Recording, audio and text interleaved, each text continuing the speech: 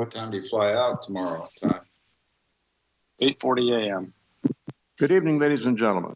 Welcome to the Paso Robles City Council meeting for Tuesday, May the 17th. Mayor Steve Martin speaking. Before we get going, I'd like to read the following. The city has returned to hybrid public meetings pursuant to AB 361, which allows for a deviation from the teleconference rules required by the Ralph M. Brown Act. Residents now have the option to attend meeting in person or to participate remotely. To participate remotely, residents can listen to the meeting live on the radio at 12:30 a.m. or live stream the meeting at www.prcity.com/YouTube. You can call 805-865-7276 to provide public comment via phone. Phone line will open just prior to the start of the meeting and remain open throughout the meeting to ensure the opportunity to comment on each item heard by the council. Written public comments can be submitted via email to cityclerk@prcity.com prior to 12 noon on the day of the council meeting to be posted as an addendum to the agenda. If submitting written comments in advance of the meeting, please note the agenda item by number or name. City council meetings will be live streamed during the meeting, also available to play later on YouTube by accessing the following link, www.prcity.com/YouTube. With that, we'll call the meeting to order and ask for a roll call, please. Councilmember Garcia. Here. Councilmember Gregory. Here. Councilmember Hammond. Here. Councilmember Strong. Here. Mayor Martin. And I am here. First up, we have a closed session. I'll turn it over to the city attorney to tell us what we're going to be talking about in that meeting. Thank you, Mayor Martin. We have two items on closed session this evening. The first is conference with real property negotiators pursuant to Government Code Section 54956.8 regarding a 5.6 acre portion of APN 008254002, more commonly known as Pioneer Park. The negotiators are Ty Lewis, city manager. The negotiating parties are the state of California through the State Public Works Board with consent of the Department of Food and Agriculture, acting by and through the 16th District Agricultural Association, and under negotiation this evening are price and terms of payment. And secondarily, we have a second closed session item, conference with labor negotiators pursuant to Government Code 54957.6 between the city's designated representative, the city manager, and the employee organizations Paso Robles Police Officers Association and Service Employees International Union. Thank you. There is nobody from the public in council chambers at this time to comment. Do we have anybody online? No, sir. Very good. We're going to close public comment on closed session items, and if there is no objection, we will recess to closed session.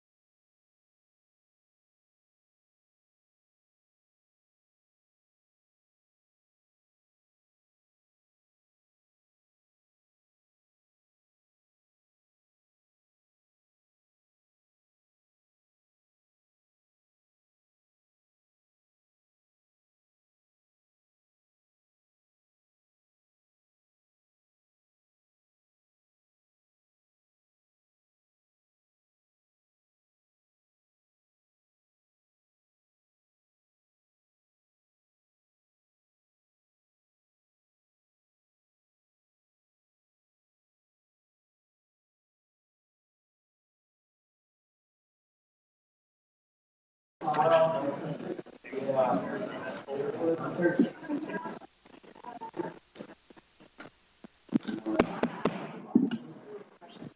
evening, ladies and gentlemen. Welcome to the regular meeting of the Paso Robles City Council for Tuesday, May the 17th. For those of you listening on YouTube or on the radio, Mayor Steve Martin speaking. Before we get started, I'd like to read the following. The city has returned to hybrid public meetings pursuant to AB 361, which allows for a deviation from the teleconference rules required by the Ralph M. Brown Act. Residents now have the option to attend the meeting in person or to participate remotely. To participate remotely, residents can listen to the meeting live on the radio at 12:30 a.m.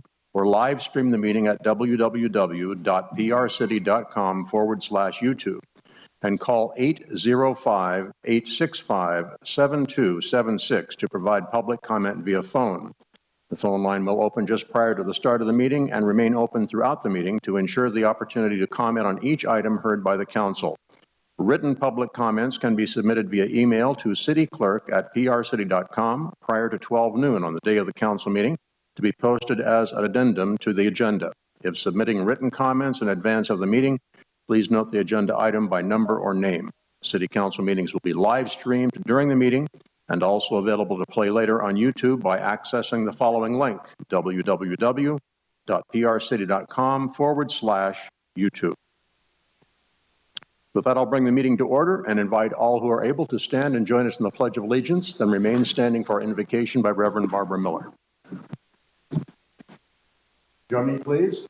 I pledge allegiance to the flag of the United States of America and to the republic for which it stands, one nation, under God, indivisible, with liberty and justice for all.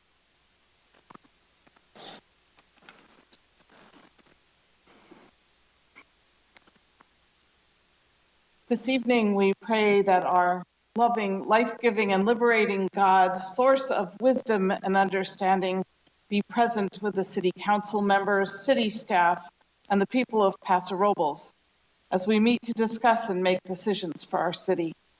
Help us in all things to seek your guidance, to perceive what is right for the people of Paso Robles, and grant us all the courage to pursue it and the grace to accomplish it. Tonight, we pray also for the people of Buffalo, New York, and all the cities across our country who have experienced gun violence, that God's hand of consolation and healing may be upon them. Amen.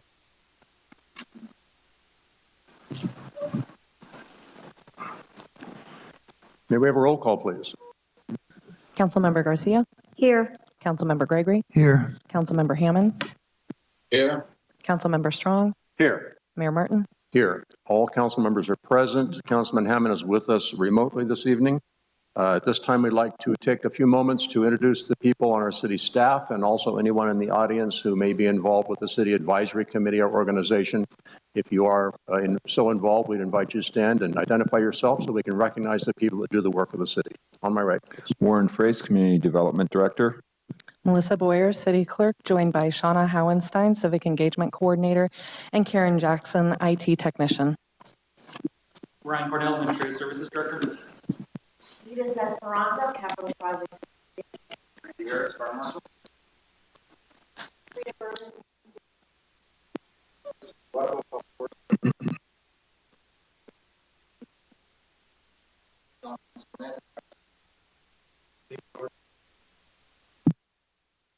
Matt Thompson.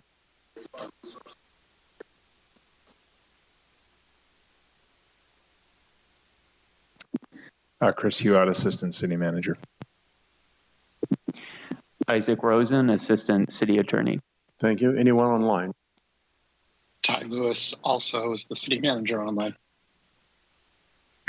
Darren Nash, City Planner. Very good. Prior to this evening's opening meeting, we had an announced closed session of the Paso Robles City Council. At this time, I'll ask the city attorney if there was any reportable action from that meeting. Mayor, on the two closed session items read into the record at 5 p.m., there was no reportable action on either this evening. Thank you. We move on with our agenda. First, we have several presentations, starting off with the Older American Month Proclamation, and I would invite Councilman Strong to join me up front for that one.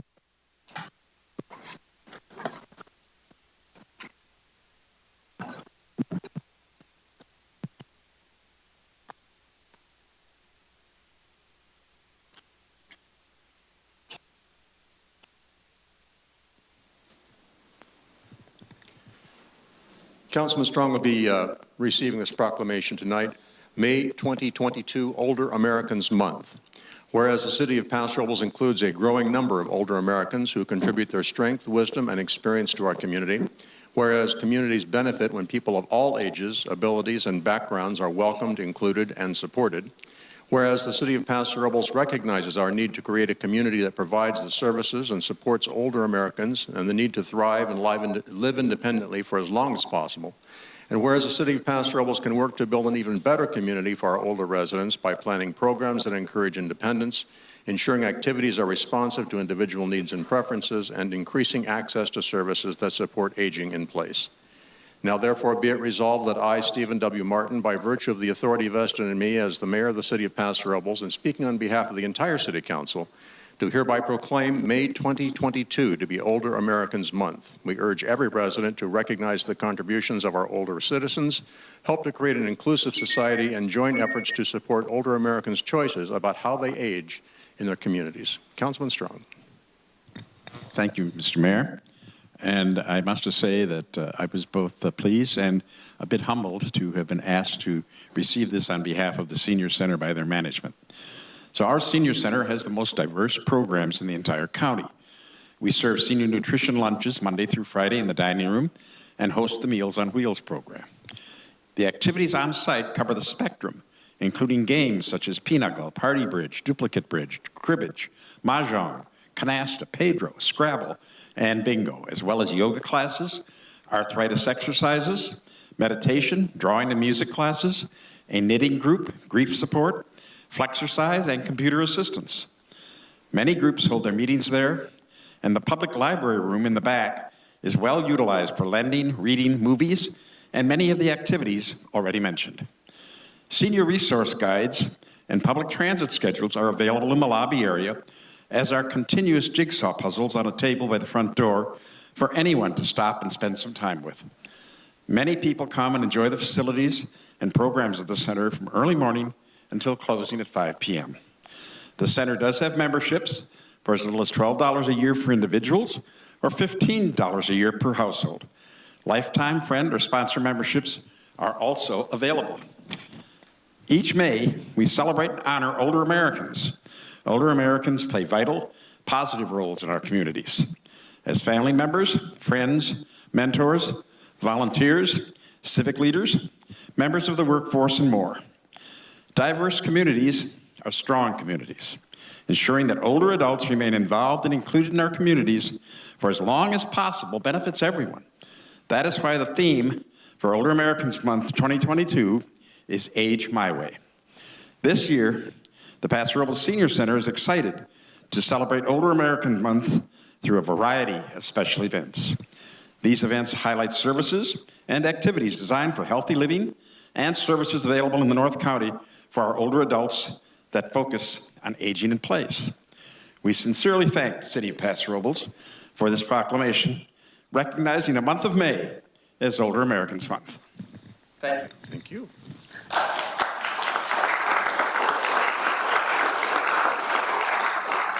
Our next proclamation is for National Foster Care. Do we have Michaela Anderson and Rosie Depew? Come on up. I understand you have some audiovisual for us tonight? Okay, so we're going to read the proclamation, then I'll turn it over to you and you can do your thing. How's that sound? National Foster Care Month. Whereas the City of Paso Robles recognizes the importance of providing children safe, healthy, and loving homes when they are unable to remain in the home of their biological family. And whereas there are more than 430,000 children in the United States in the foster care system, whereas more than 60,000 children in California are in the foster care system, and whereas there are more than 350 children, youth, and teenagers in the county of San Luis Obispo who are in the foster care system. Whereas to help these children have a healthy, loving, and stable home environment where they can thrive and feel connected to a community that cares for them, and to support the resource families that provide these critical homes, the County of San Luis Obispo Department of Social Services is acknowledging National Foster Care Month to raise awareness about the need for more resource family homes in our county for local children, and join other organizations to celebrate resource families in our community. And whereas this effort, along with similar celebrations in all 50 states and the District of Columbia, will offer children the chance to live with healthy, loving, and stable resource families when they cannot live with their birth families, and encourage other dedicated individuals to make a powerful difference in the lives of a child through resource family care. Now, therefore, be it resolved that I, Stephen W. Martin, by virtue of the authority vested in me as mayor and speaking on behalf of the entire Paso Robles City Council, do hereby proclaim May as National Foster Care Month in the city of Paso Robles, and in so doing urge all citizens to join in a national effort to raise awareness about the importance of foster care and resource family care. Thank you very much. Who would like the microphone next?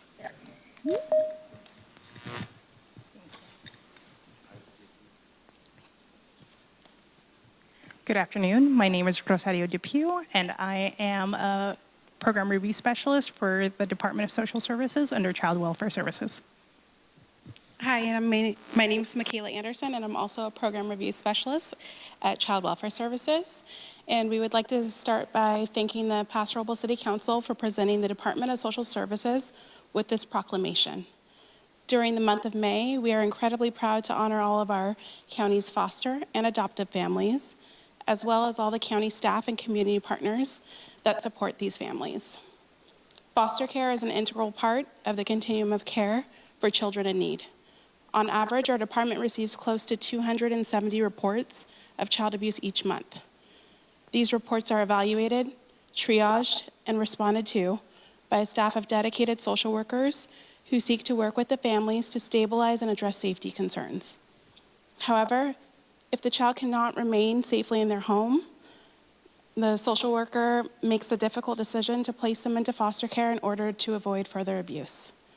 These children and their families receive services, including mental health, treatment for addictions, parenting classes, services for their medical needs, and of course, a resource family who provides a stable home for the children to live in while their family works to address the concerns that brought their children into foster care and to work towards family reunification.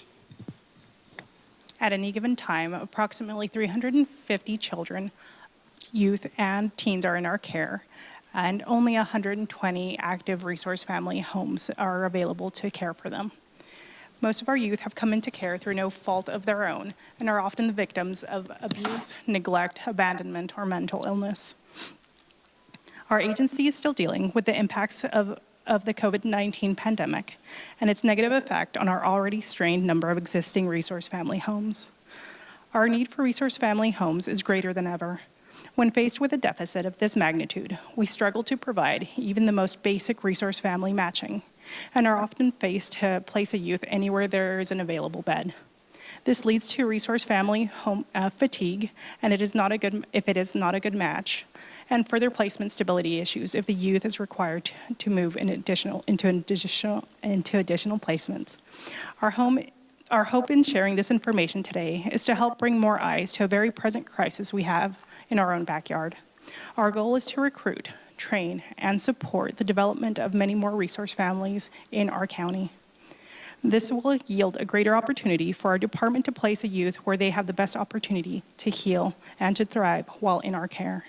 Each new resource family brings with it an opportunity to help serve multiple youth in our county's care and also provide additional support for our existing resource families who have gone above and beyond serving our youth during this deficit. Thank you again for recognizing May as National Foster Care Month in San Luis Obispo County. If anyone is interested in learning more about how to help youth in care, please visit www.slowfostercare.com or call 805-781-1705.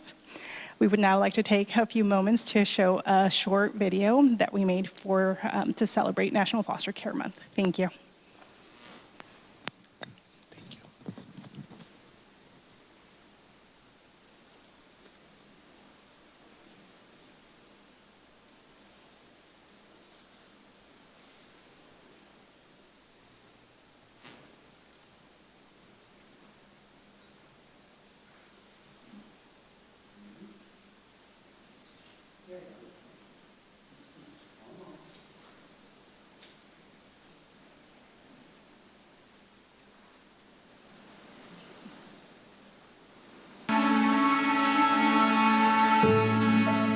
Not all parents are ready for their roles.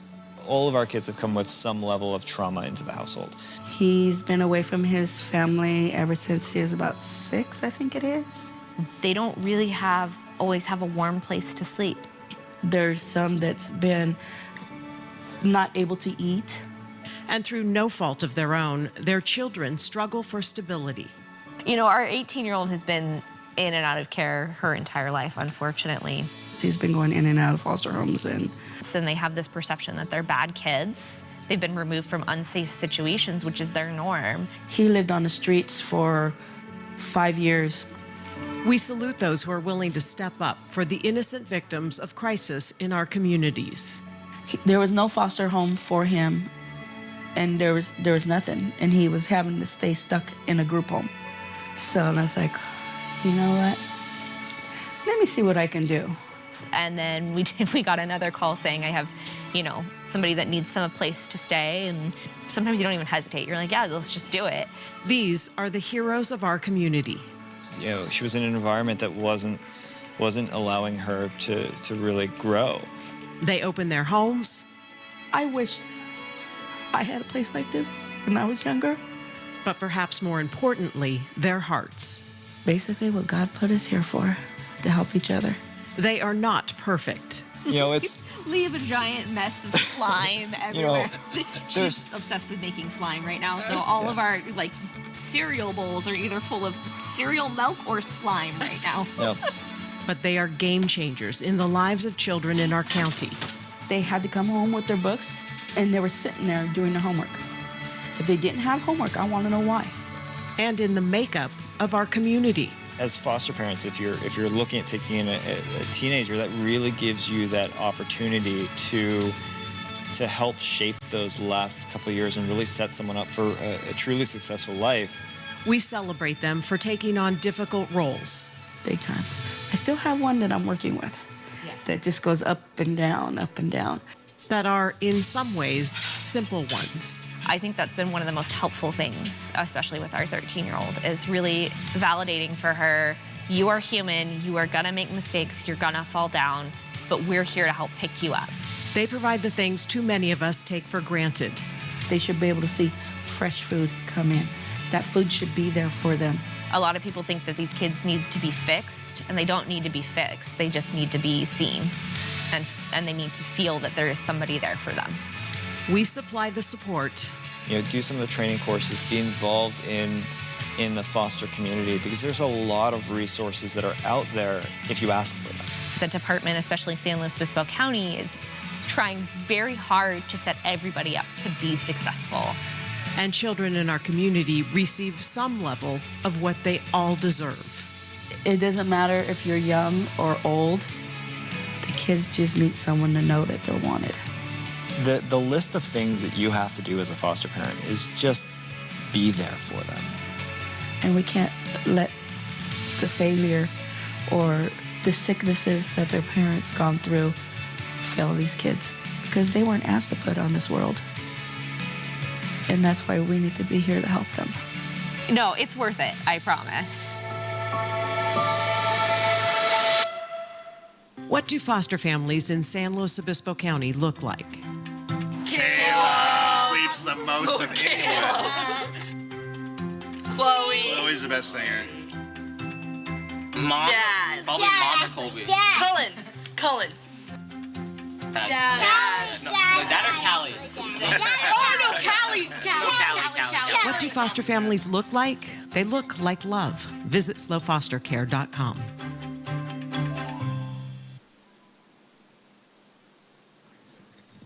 Thank you for that.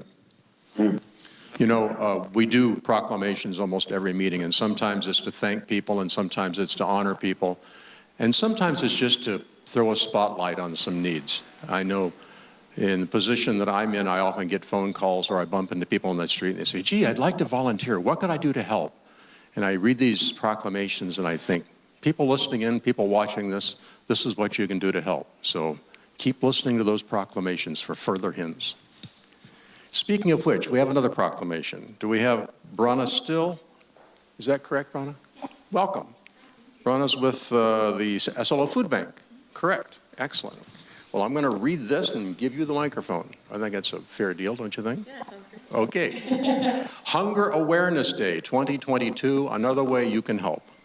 Whereas the SLO Food Bank is the leading hunger relief organization in the county, whereas the SLO Food Bank was founded in 1989 and has provided 33 years of hunger relief throughout the community, whereas the SLO Food Bank provides the backbone infrastructure for hunger relief and is the primary source of quality and affordable food for over 80 partner nonprofit agencies that feed the hungry.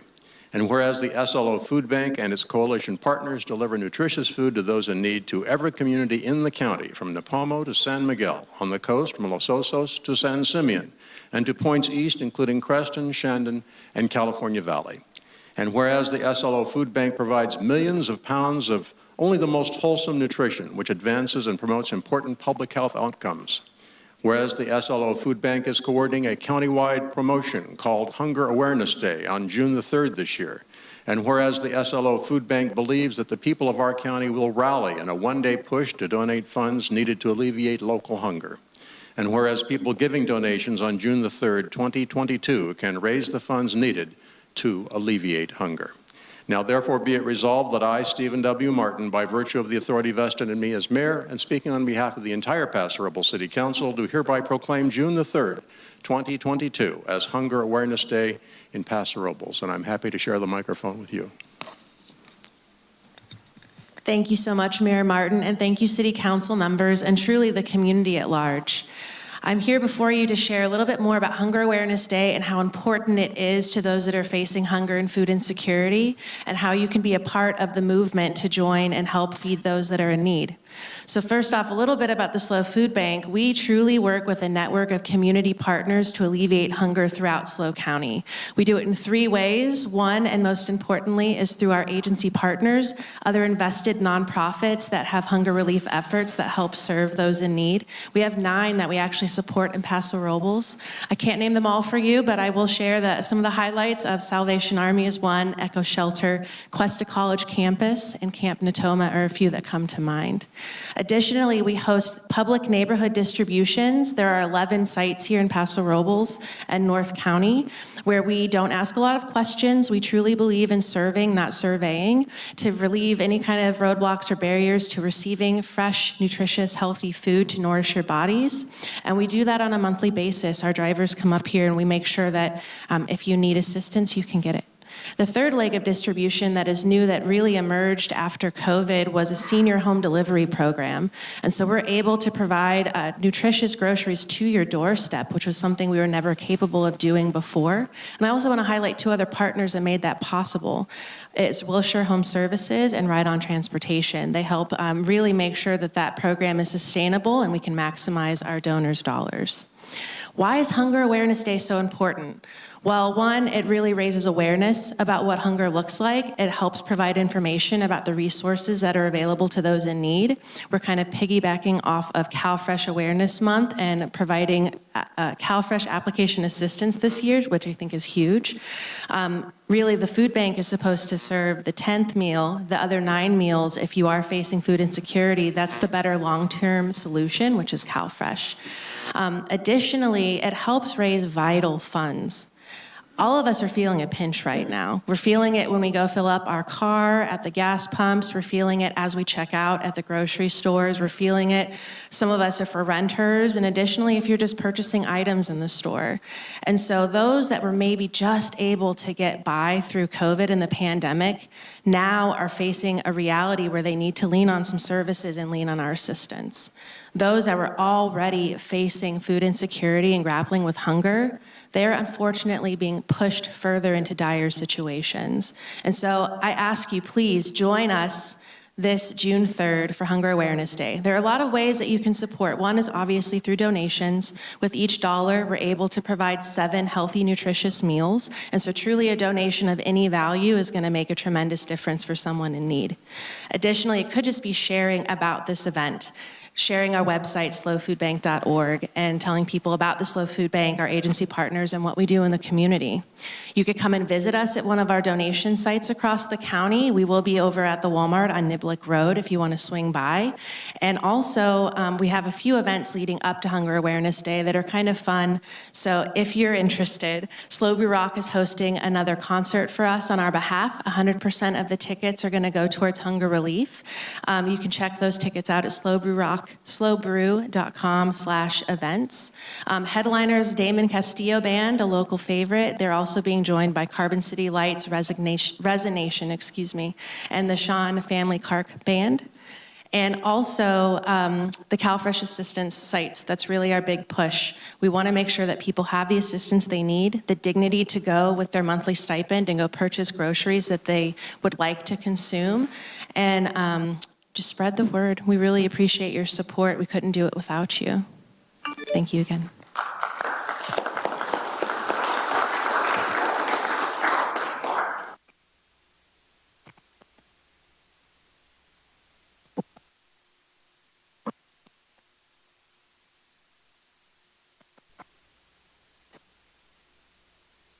Okay, next up on our agenda this evening, we have our capital projects report. It's Ditas and Frida. Mr. Mayor, members of the council, Frida Berman, Maintenance Superintendent. This is a joint presentation of community services and public works on capital improvement projects.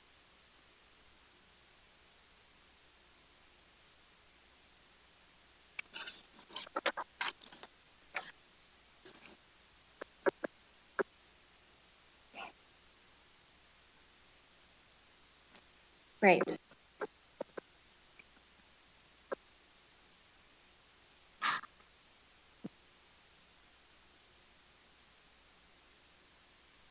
Thank you.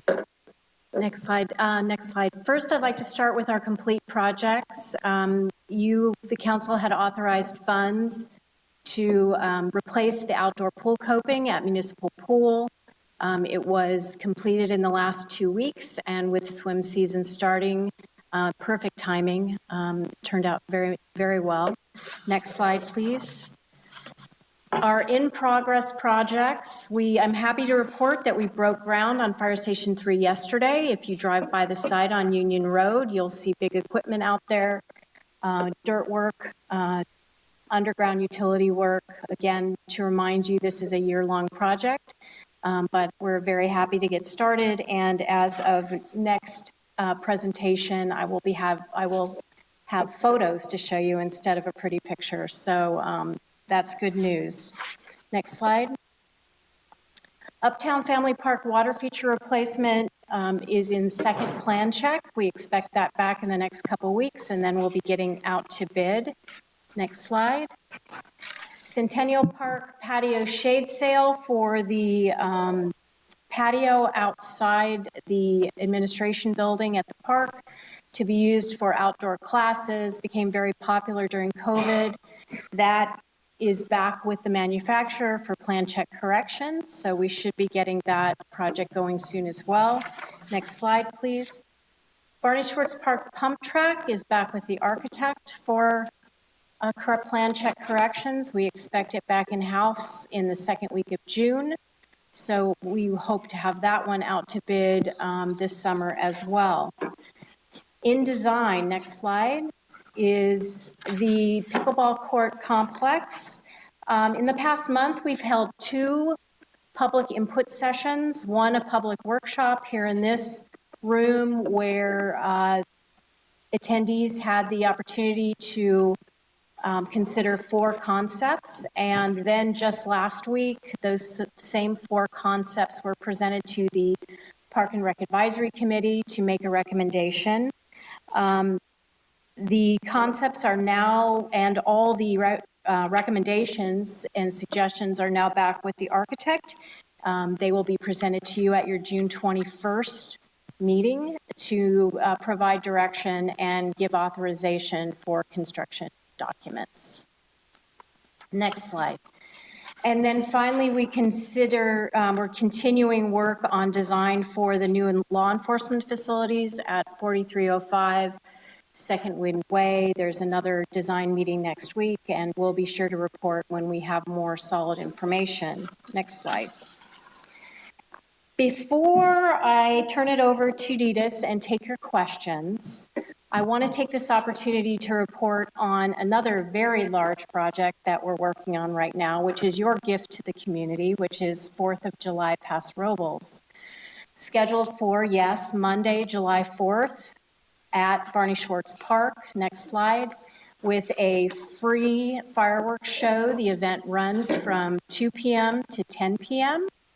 And we have had great response to our call for food trucks. We still need a concessionaire, so if you know a nonprofit that would like to run the concession stand, we are taking applications.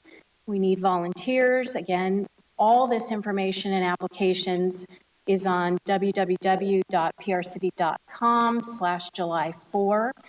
I would like to thank our sponsors, of course, Travel Paso, who was the impetus to this event, along with City Council, Brett Butterfield at Ravine Water Park, Gary Eberly Winery, Gwen and Tom Erskine of the Links course, Kay Jug has stepped up, Dale Gomer, Paso Robles Roll-Off, Rec Foundation, California Coast Beer, and the wineries of 46 East.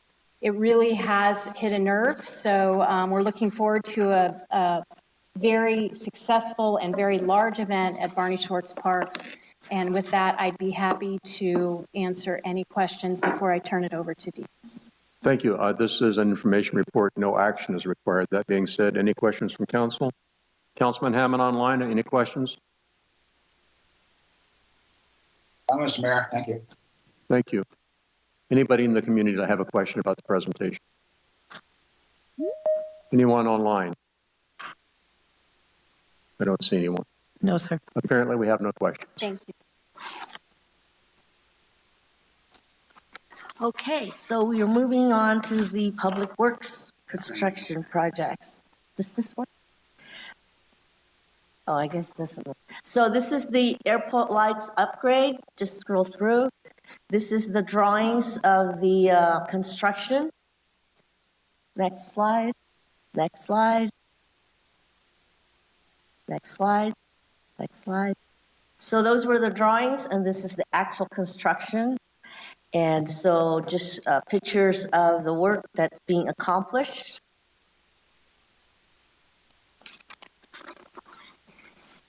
So just as a reminder, this is an FAA grant project. That's $1.2 million. We are nearing completion. We're about 80% complete, and we should be done by the end of June. So that's the only project that's in construction. Now we have a whole series of projects coming up for construction.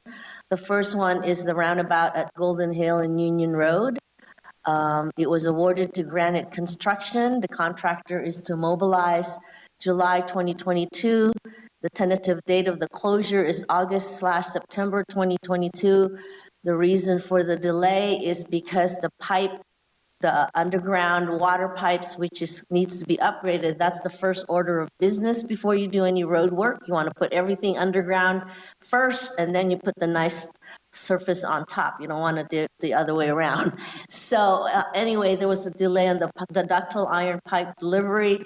It's coming in August rather than immediately, so we've had to push off the construction start. It's still anticipated to be a one-year-long project. So once we close the road, we should be open again by about, summer of 2023. Next slide, please. Another project that's coming into construction is the curb ramp upgrades at several of the Sierra Bonita, the north side of Sierra Bonita neighborhood. This is a Cdbg funded curb ramps. So this will put us into poised to do the surface repair for these streets. as part of the 6-year plan. They are scheduled for next summer. And so what we do is we try to do the curb ramps ahead of time using funds other than our sales tax revenue. So here we're using the Cdbg, so that way the sales tax revenue is clearly used for surface repairs. So that's starting tomorrow. The contractor will be mobilizing. The other project that's coming up is the neighborhood of the girl names on Melody, the west side of Melody, and then the Appaloosa neighborhood. Many people have been waiting for the girl names rehabs to occur. I'm pleased to announce that we're finally getting around to their schedule. When we adopted the 6-year plan, those neighborhoods were saying, when is our turn? When is our turn? And it was hard for me to say it's 2022 when we were in 2018. But now I'm so happy that we're now in 2022 and we can now begin the project. So those bids will be opening on Thursday and hoping we get some really good bids. So then we'll be able to award the project soon after, hopefully the June 7th meeting. If not, it would be the second meeting in June. And that's the picture, and just so here's the list of the names. Again, the girl street neighborhoods: Andrea, Nanette, Veronica, Pamela, Olivia, Rachel, Samantha, Patricia, Tanya, and then the neighborhood of Appaloosa, Clydesdale, Palomino, Morgan, Lipizan, Palomino, Quarter Horse, and Arabian Lane. Another project that's coming up to construction is a Cdbg funded improvements along our Black Oak Drive from 24th Street to the Motel 6 entrance. The purpose of this project is to enhance and improve this corridor as part of the conversion of the Motel 6 into a eco homeless shelter. We want this place to look nice, so we're starting with these curb ramps. And then we've also submitted a grant, the Urban Greening Grant, in hopes of getting additional funding to continue the enhancement of this corridor. The other project that's out to bid and actually closed last week is the annual sidewalk repairs. Here's the list of the sidewalks that we will be constructing. This is the funding source for these are the gas tax. We're not using supplemental sales tax, we're using gas tax. I just want to let the community know, if you see any sidewalk that seems to be a trip hazard or some tree root has uprooted the sidewalk panel and it's needs to be repaired, please call 805-237-3861. Diane makes a list of all these reports. And then each year we collect what's on the list, we compile it together. And if there's a lot on the list, then we put it together and we put a contract out to fix it. If there's only a few, then we wait till the following week and compile it. We don't have a 6-year plan to fix sidewalks. We do have a program to fix sidewalks, but we do it on case by case depending on what people report. Of course, our staff also reviews the city for those locations, but it helps with everybody looking and keeping an eye on things. We're happy to collect them and then we put it together and we bundle it and repair them. So in the next few slides are some of the pictures you might recognize. This is in front of the credit union. The tree is gone, but we will be fixing the sidewalk that's been deteriorated. Here's one on Pine Street. And this is by the Chevron station on 24th Street. And this is in front of the Keller Williams. You can see it's pretty bad and we need to fix it. So that's what it looks like. If you see anything that looks like this, call the phone number, give them the list. It helps if there's a picture, and then we can put together a list. I think is there another project? No, that was it. So anyway, those are projects that's been out to bid. So look for the awarding of those contracts at your next meeting, and then we'll be in construction. Thank you. Again, an information report, no action required. Any council questions? Mr. Hammond? Thank you, Mr. Mayor. None. Thank you. Anyone in the community have a question about the presentation? Seeing no one come forward, I see no one online, so we are going to move on with the rest of our agenda. Thank you for that report. We appreciate it. Next up on the agenda is item number 5, our homelessness futures study. Gina Fitzpatrick, President and CEO of the Paso Robles Chamber, and also Mr. Bill Whalen of Bill Whalen and Associates.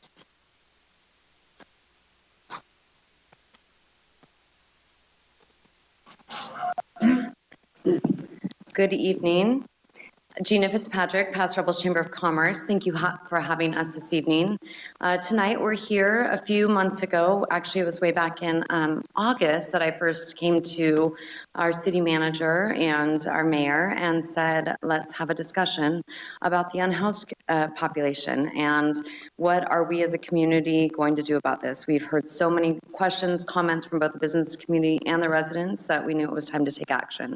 Fast forward a few months and we entered into an agreement with Mr. Bill Whalen of Whalen and Associates to look at a futures study.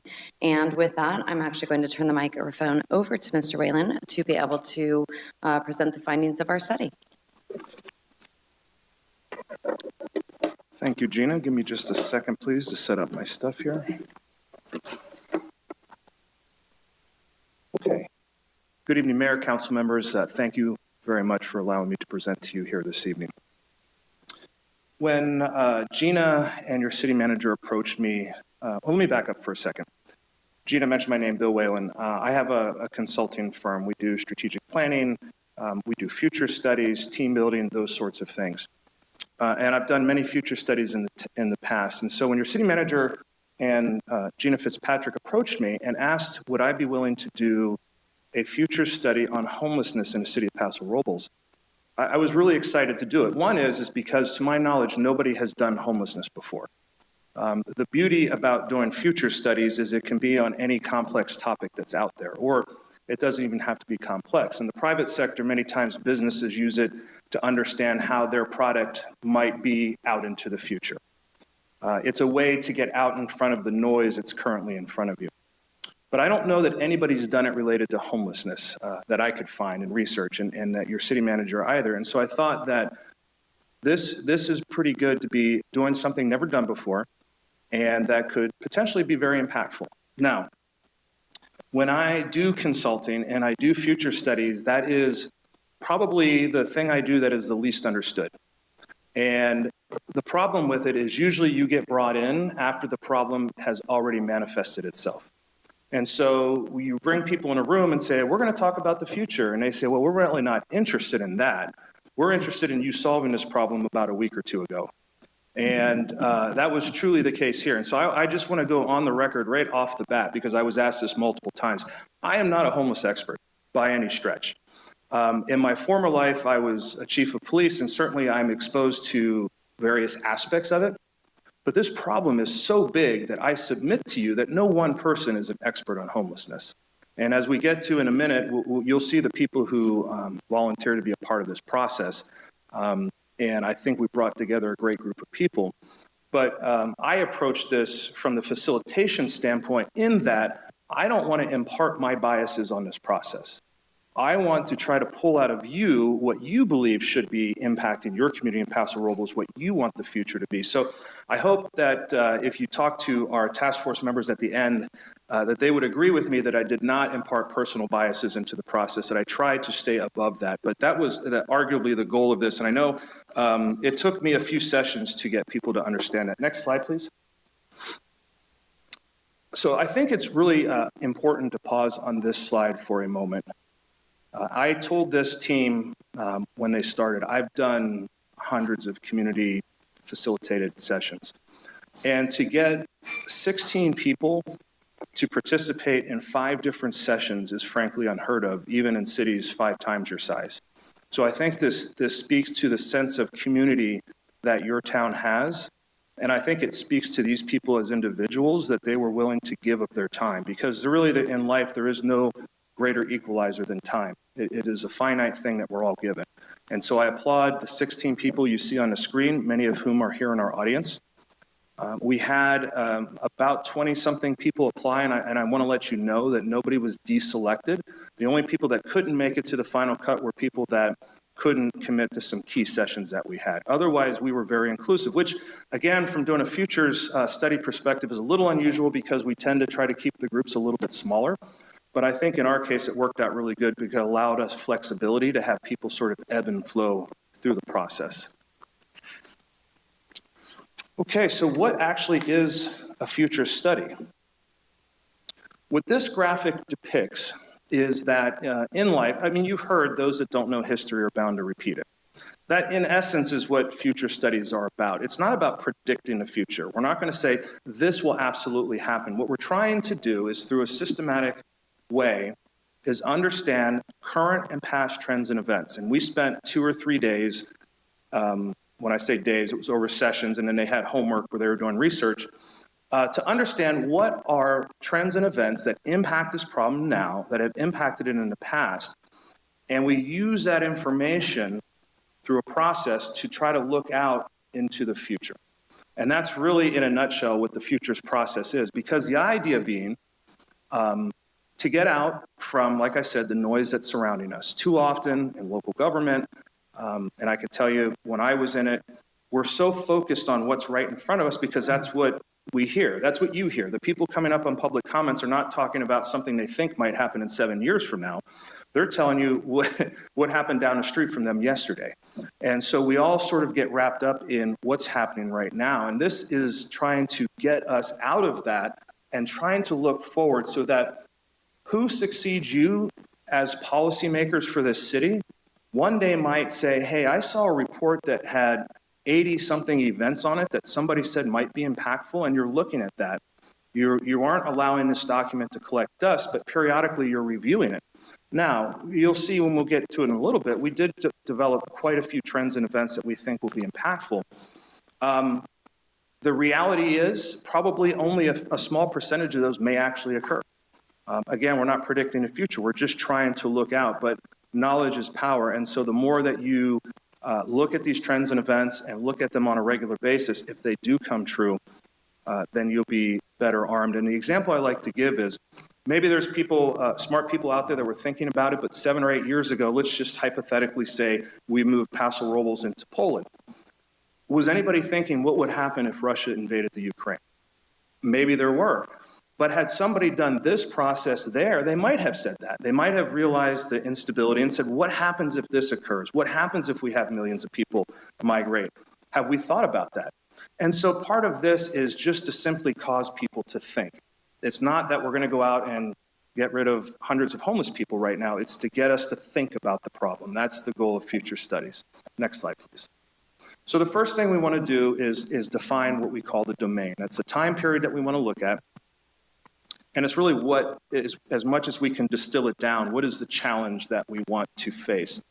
And you could look at that and go, really, Bill? Yeah, I mean, that is kind of seems obvious. But it really isn't, because, again, we had 16 people who, I mean, and I encourage you to go to Appendix B of the bio, because I only gave them 3 or 4 sentences, but they each deserve like pages of what they've done related to this challenge.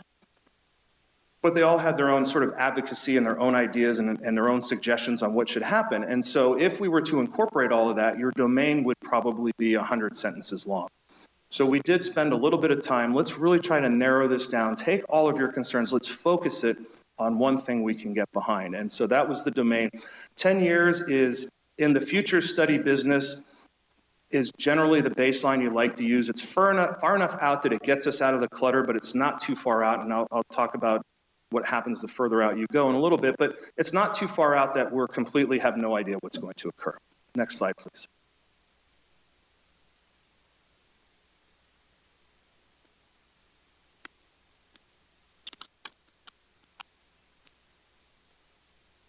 So the first part of it, like I said, is to understand current and past trends and events.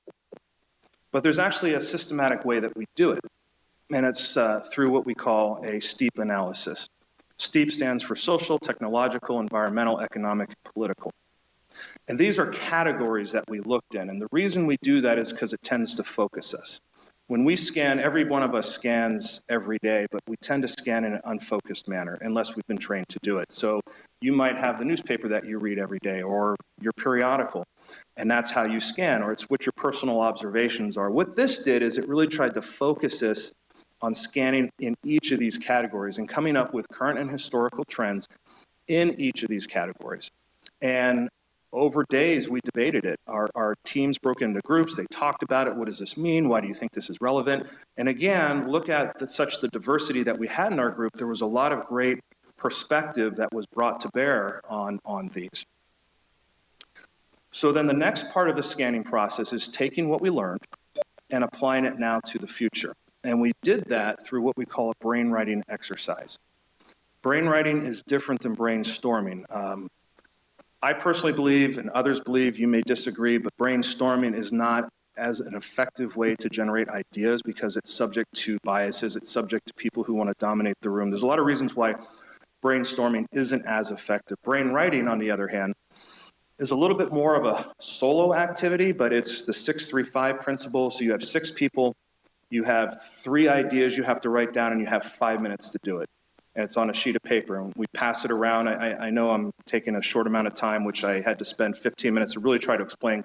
But you write your 3 ideas down, you pass it to the left. Now you have to write 3 more down, you pass it to the left. Well, by about the 2nd or 3rd line, you've run out of what was on the top of your head. And that's the whole goal behind this. It's expelling out the air that's at the top of our lungs to try to get down to what's down here. And so the brainwriting concept, really what's most valuable is what's at about the 25-minute mark, which is what people have no idea what they're going to write. And I told them, you're only confined by what's plausible. I said, aliens landing in 7 years and taking all the homeless away and providing all the services we need isn't really in the realm of plausibility. So we have to focus on what's plausible, but that also doesn't necessarily mean that the technology or the public sentiment is currently in existence. So I asked them to suspend that. Don't say, well, we can't do this, they'll never go for it. Suspend that. That may be true, and it may never be enacted upon, but for the purposes of a brainwriting exercise, we want to sort of suspend those beliefs and operate in the realm of plausibility. And then the last part of that is we take all of our ideas, and we generated 81 unique events and 107 unique trends that we believe your committee believes could impact. And when I say impact, it doesn't mean positive or negative. You look at that and say, oh, no, that's negative, we don't want that. It's not meant to say, here's recommendations. It's meant to say, we just think this is impactful. How it's impactful is subject to further debate. We just think this could potentially be impactful. The last part of the scanning process is what's called the cross-impact analysis. Next slide, please. So the cross-impact analysis, we take the top 11 through the democratic process, trends and events. So the 107 trends and the 81 events that I told you about was sent out to the task force, and they voted on it. From that, we took the top 11. The idea was to be the top 10, but actually they tied at number 10. So we took the top 11, that's fine. And then they were asked to rate on a scale of 1 to 10 how impactful they thought that particular event would be on that particular trend. And so depicted in front of you and in the report that you were given, it's color-coded, a heat map, the red being most impactful, followed by yellow, then green, and then blue, what they believe would be least impactful. Now, not everybody on the committee may agree with this, because again, this was a vote. This was a way to try to distill down the information. Some in the room may say, no, I actually thought that trend and that event should be much higher. And maybe that's how they rated it on their score sheet. But when we averaged it out at the end, these are the numbers that we got.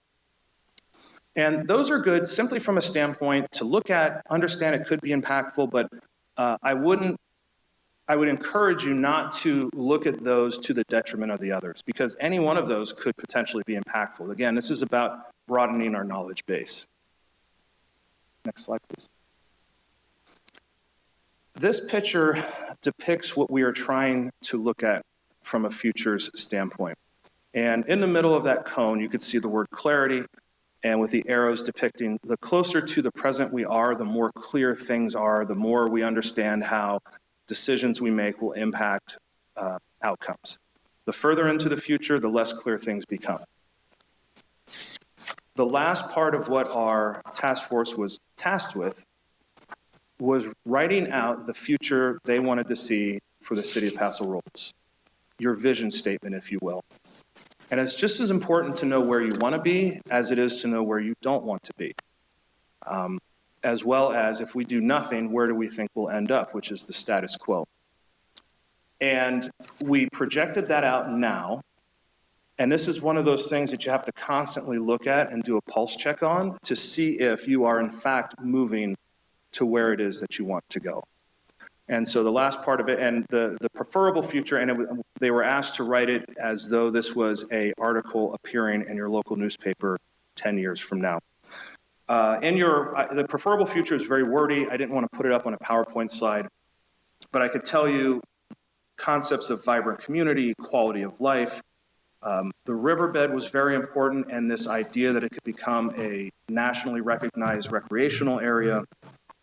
The ability to rapidly assess and provide services for those that need it, whether mentally ill or drug addiction. Big emphasis on wanting to get into preventative measures, such as getting into the school, stopping addiction early, advocacy for certain changes that need to be made, as well as having a sort of central point of contact who can be held accountable to make sure that we're always looking at this sort of thing. Next slide, please. Now, this part was an add-on that I decided to do after consulting with Gina and with your city manager. Typically, you wouldn't see this in a future study. There was a lot of desire for the here and now. There really was. I mean, that came across crystal clear, and I promised the task force members that I would make sure that I conveyed that message to all of you, that this was great. Loved going through the process. We had some really good lunches, but if we don't start taking action on this, then at least the 16 of them felt like they would not be happy with going through the 5 weeks. So I said, I will absolutely carry that message for you. And I will also put in this report sort of takeaways. Now, not all of these can be acted on now, but they are things that are a little more short-term in nature as opposed to longer-term, 10 years, 6, 7 years out. Not everything is actionable. Some of it's conceptual. Not everything can be done now. For example, we know that we're constrained by the Ninth Circuit and the Boise case. We know that. But there is also a very strong desire to enforce no camping ordinances. We talked about that. We understand that. We understand that we can't do that right now. But take that for what it is, and perhaps there will be an opportunity for legislative advocacy in that realm down the road. You know, we're not seeing it right now, but we don't know. And that's the whole key to this, is we don't know what will happen in the future. And so if we're scanning for it, and we say, hey, there's a chance. Maybe we pay that lobbyist in DC to do X, or maybe somebody in Sacramento can do something. So that was that. Next slide, please. And I do want to emphasize the top bullet point. There was a lot of discussion about getting in with the kids and trying to, by a lot of discussion, meaning it's not as easy as it sounds. It is simplistic to say, let's get in and let's get the kids to not use addictive substances. But it also is a challenge. You all in this body know very well what it's like when Sacramento says, oh, just do this. Or we're going to create a law that says you have to do this. And you're like, great, where's the money for it? Well, our schools suffer the same thing. And so we recognize that, and we talked about that. But this was a conceptual belief that it's something that we would like to see. Also, one of the key takeaways was this ability to really understand who are the homeless that are here. Now, maybe that's occurring. The people on the task force did not feel that it was to the degree they would feel would be beneficial. To really understand, how are you home? Why are you homeless? Is it you don't have the money for a shelter? Is it you suffer from mental illness? What degree of mental illness? Is it drug abuse? Is it drug abuse and mental illness? Like, what are all the facets? Did you live in Paso Robles before? Was there somehow we could have gotten to you before you became homeless because maybe you lost your job or something along those lines? So there was a lot of discussion, really good discussion about trying to figure out ways to get in on the front end and to prevent people from coming to homeless in the first place. And with that, I will turn the mic back over to Gina, who, by the way, as Gina's walking up, I didn't actually compliment her or thank her enough, but this was a really heavy lift, and Gina, who's a very busy person, did a lot of heavy lifting on this behind the scenes. And, so I want to make sure that she gets appropriate accolades for that. We'll open it up for questions. Are you ready for that? Sure. Okay, this is also an information report, so we're not taking any action tonight, but we are gathering information. So council questions on the report? Anyone? Mr. Strong? And did anybody come up with any suggestions on how to increase the availability of lower income homes for those people who just are out because for financial reasons? It's not that they want to be homeless, it's just they can't afford to live here anymore.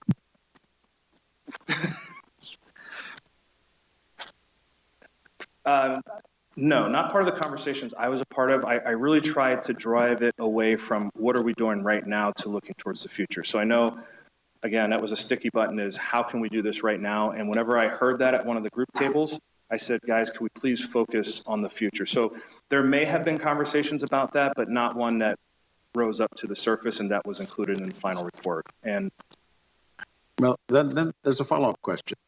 How do you project the future when there's enough housing without looking at the future and how to kickstart it? I think that's a great question. So many ways to kind of attack this problem. It's, as Mr. Whalen pointed out, it's such a, it's the elephant in the room in many communities. And it goes back to the old adage, how to eat an elephant, one bite at a time.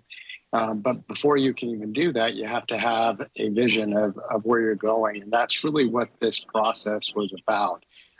In my conversations with each of you, as well as I've heard you be very vocal with the community, that we need to develop our own Paso Robles strategic plan on homelessness, which will obviously address some of the housing needs and future needs as well there.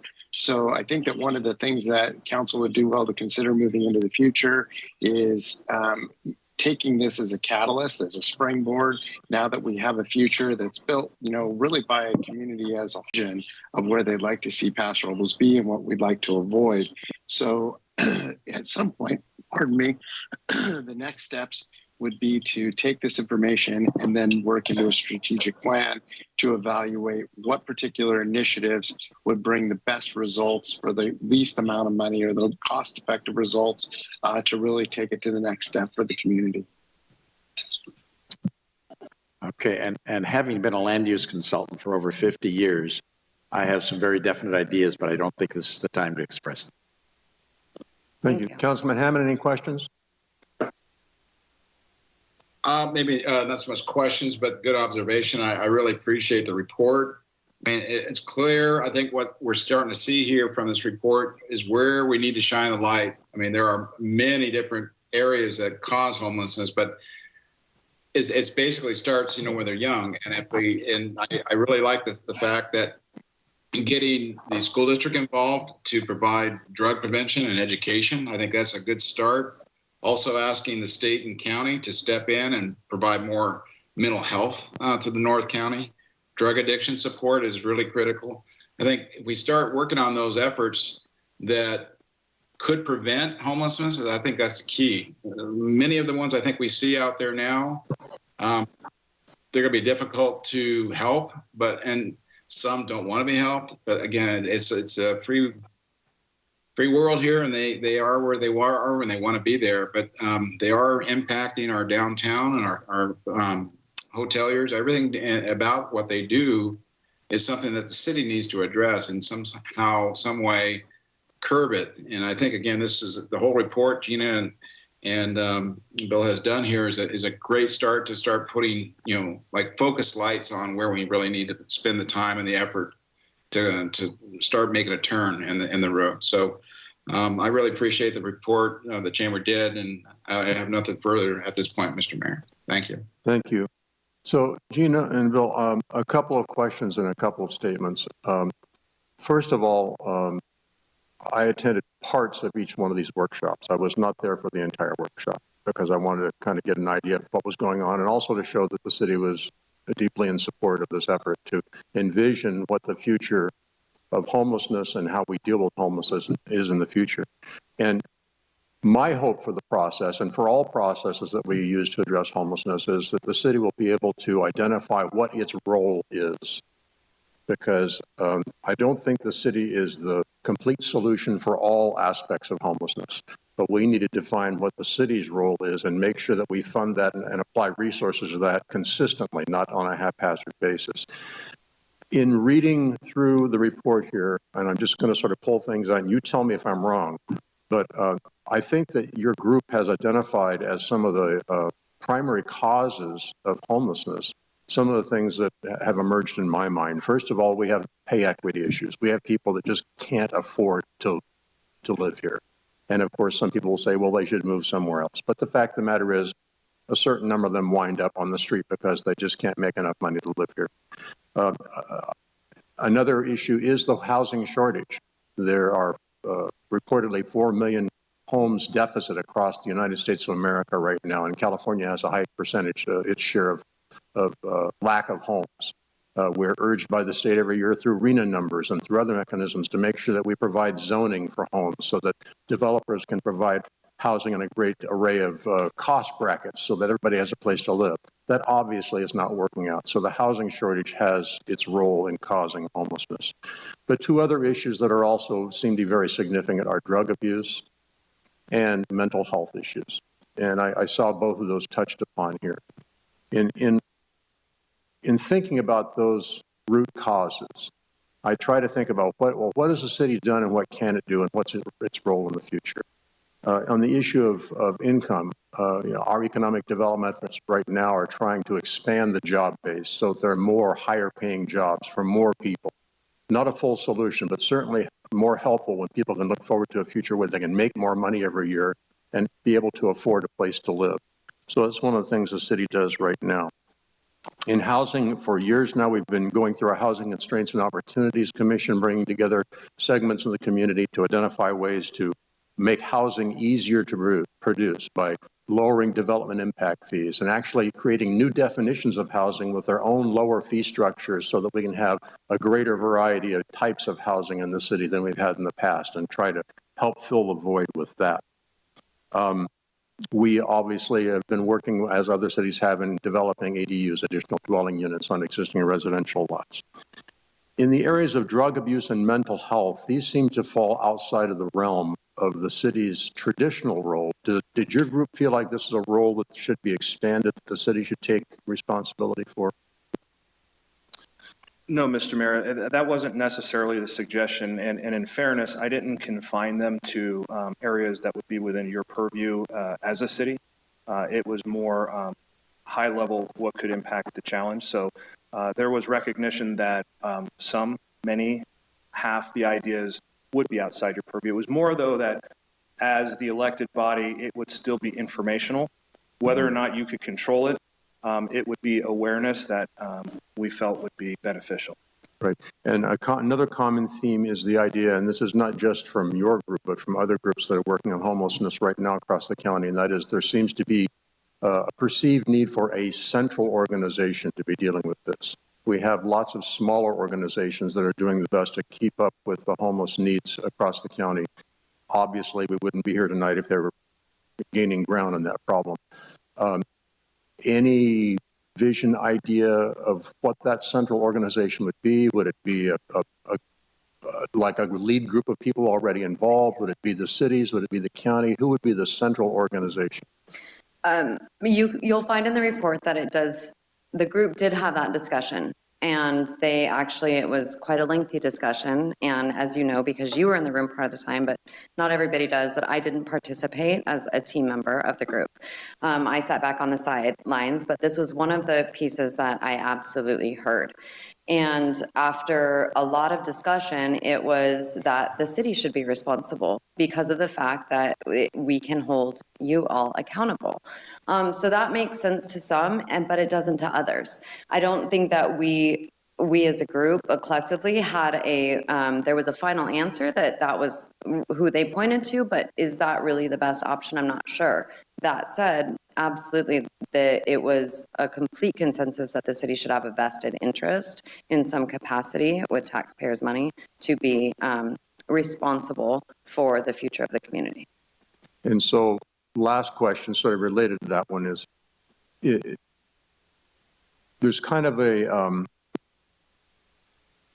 it's kind of a human thing to say, let's make one solution and everybody uses that solution. Sure. So is this something, when we talk about a central agency or a central controlling organization or directional organization, do we see that as being something that's broad-based geographically, or do we see like there'd be a central organization in Paso Robles and a central organization in Atascadero and in San Luis Obispo? Was there any discussion along those lines in your group? I don't believe so. I can give you my thoughts on that, not the thoughts of the group. I believe that everybody should work together regionally. We know that through other efforts with the REACH organization, that what the Economic Vitality Corporation did, we've seen over and over again how working together regionally is impactful. It is helpful. There are benefits to it. But we also know that having some local control and the decisions that we're making as a community do matter as well.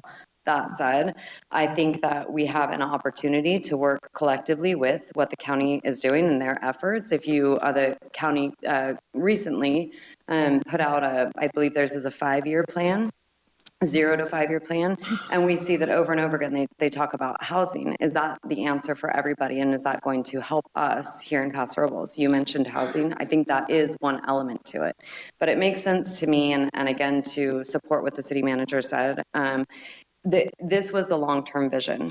If we can now back up and do a 3-year strategic plan, and as part of that plan, we can supply tools to you, our council members, that are looking at things like metrics and the rating systems, so that when an organization comes to you, such as the chamber, and says, we are very interested in this, we want to do this future study, you can say, well, where does this fit into the plan? Is this going to be effective?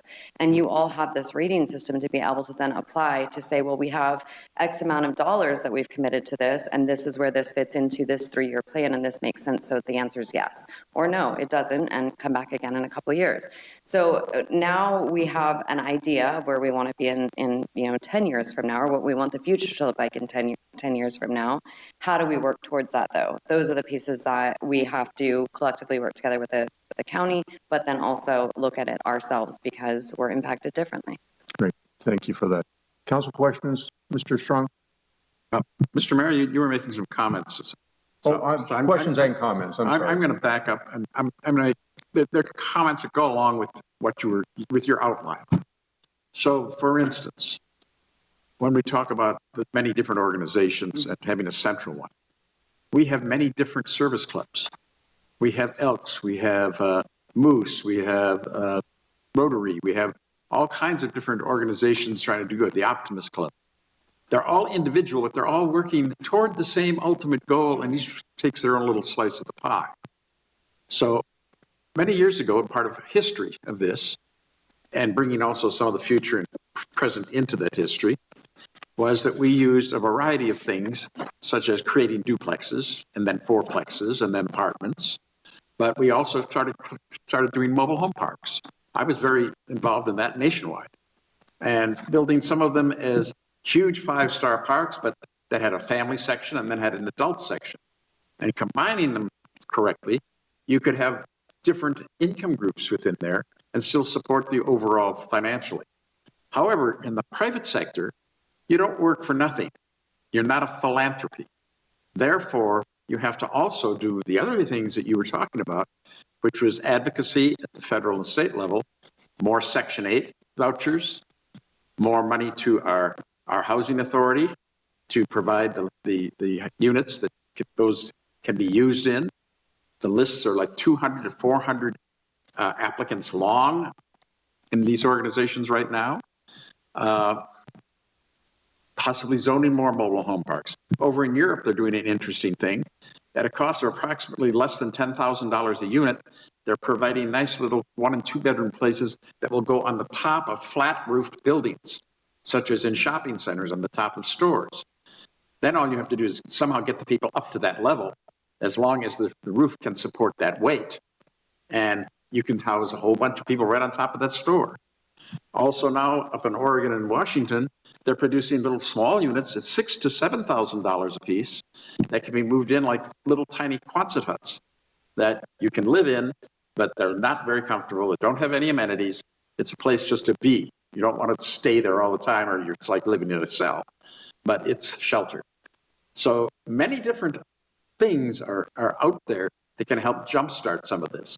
Some of it requires more cooperation and more help from the other agencies, as was mentioned, such as, unfortunately, when one of our illustrious governors who became a president of the United States got rid of all our mental health institutions. Unfortunately, that turns out historically to have been a big mistake, perhaps. And it would be time maybe to restore Agnew State Hospital, Atascadero, et cetera, into some of their old facilities and old services. But these are things that can be done, but it's going to take that advocacy, and it's going to take cooperation among various levels of government. Our role can only be to suggest, can only be to shine a light, and then hope that the public, which owns this nation, owns this city, owns this county, owns the state, owns this nation, they're the ones who have to speak up to make things happen, in my opinion. Sure. I think that when I first approached this topic and our board had the conversation, we absolutely agree that this was not going to be something that just one organization could or should be tasked with, that this was a collective effort. So we are looking at, conversations with the CAT team and conversations with the county and conversations with absolutely everybody that has a vested interest in any capacity to be in the room so that we can gather these thoughts and collectively look together as a group and hold each other accountable. That said, having one person, one entity, one organization, one government entity be the responsible party for all of this, I think that happens over time. At first, we need to start with the plan first and work through that. I have not spoken with my board about this, but I believe that we, the chamber, would work together with you, the city, to put a plan in place, and hopefully in the meantime we find that person, that organization, or maybe we point to the city and the city hires a staff person that then is that person that is I'll say responsible in that they continue to gather these folks together and hold everyone accountable. Other council comments? I just have one. When we put the plan together, I would like to see maybe a resource list. I know that, we talk about so many different resources already out there in our region. And with our plan, looking forward 10 years down the road, what is already out there? What resources are already out there so we're not reinventing? So I would like a list of those resources already attached to the plan. Okay. Thank you. Okay. Councilman Gregory? Yeah, I've got a couple questions for you. So I'm reading in your report, and it looks like mental health is the main consideration for the cause of homelessness. Is that what you came to?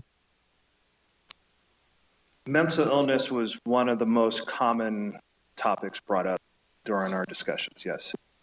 And then what about the lack of drug rehabilitation and drug addicts that are under 18 in our county? Did you address that at all?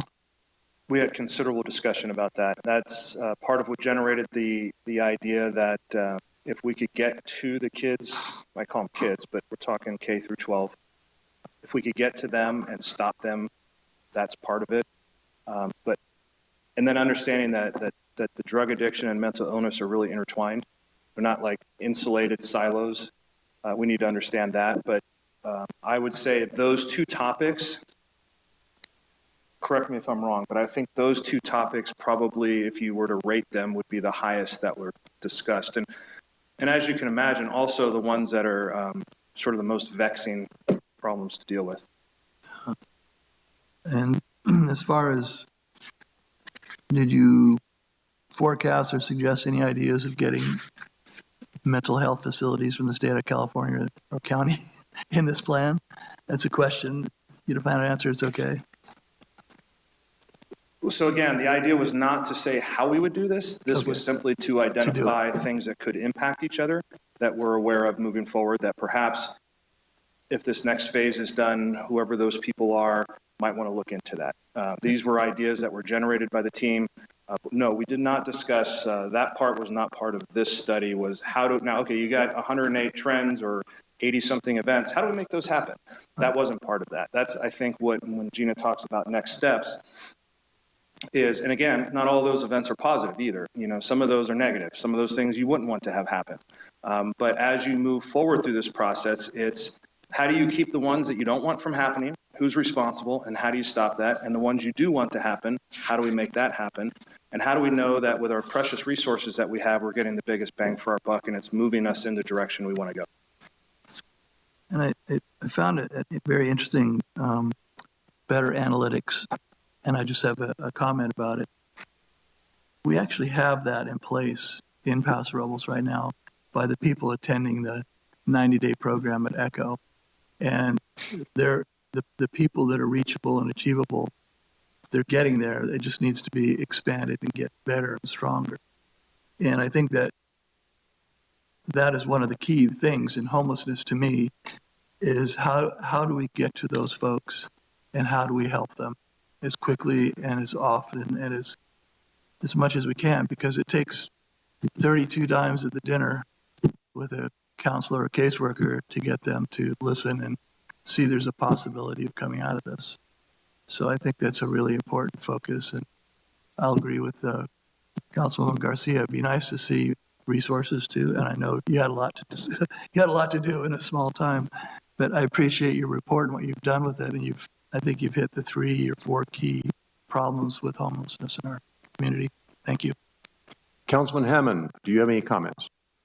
Thank you, Mr. Mayor. No, I just don't want to lie. I mean, I really like the idea of looking at a 10-year vision and then a 3-year plan. I think that's a good way to attack what we have in front of us, essentially. And there's many different facets to that 3-year plan that we can put on the table and start talking about to see who can do what. Again, I agree that statement that no one agency is going to be the one to fix homelessness. Just not going to happen. Paso City has a place. We have agencies in place like the police department and the CAT team and people like that can interject and help where they can.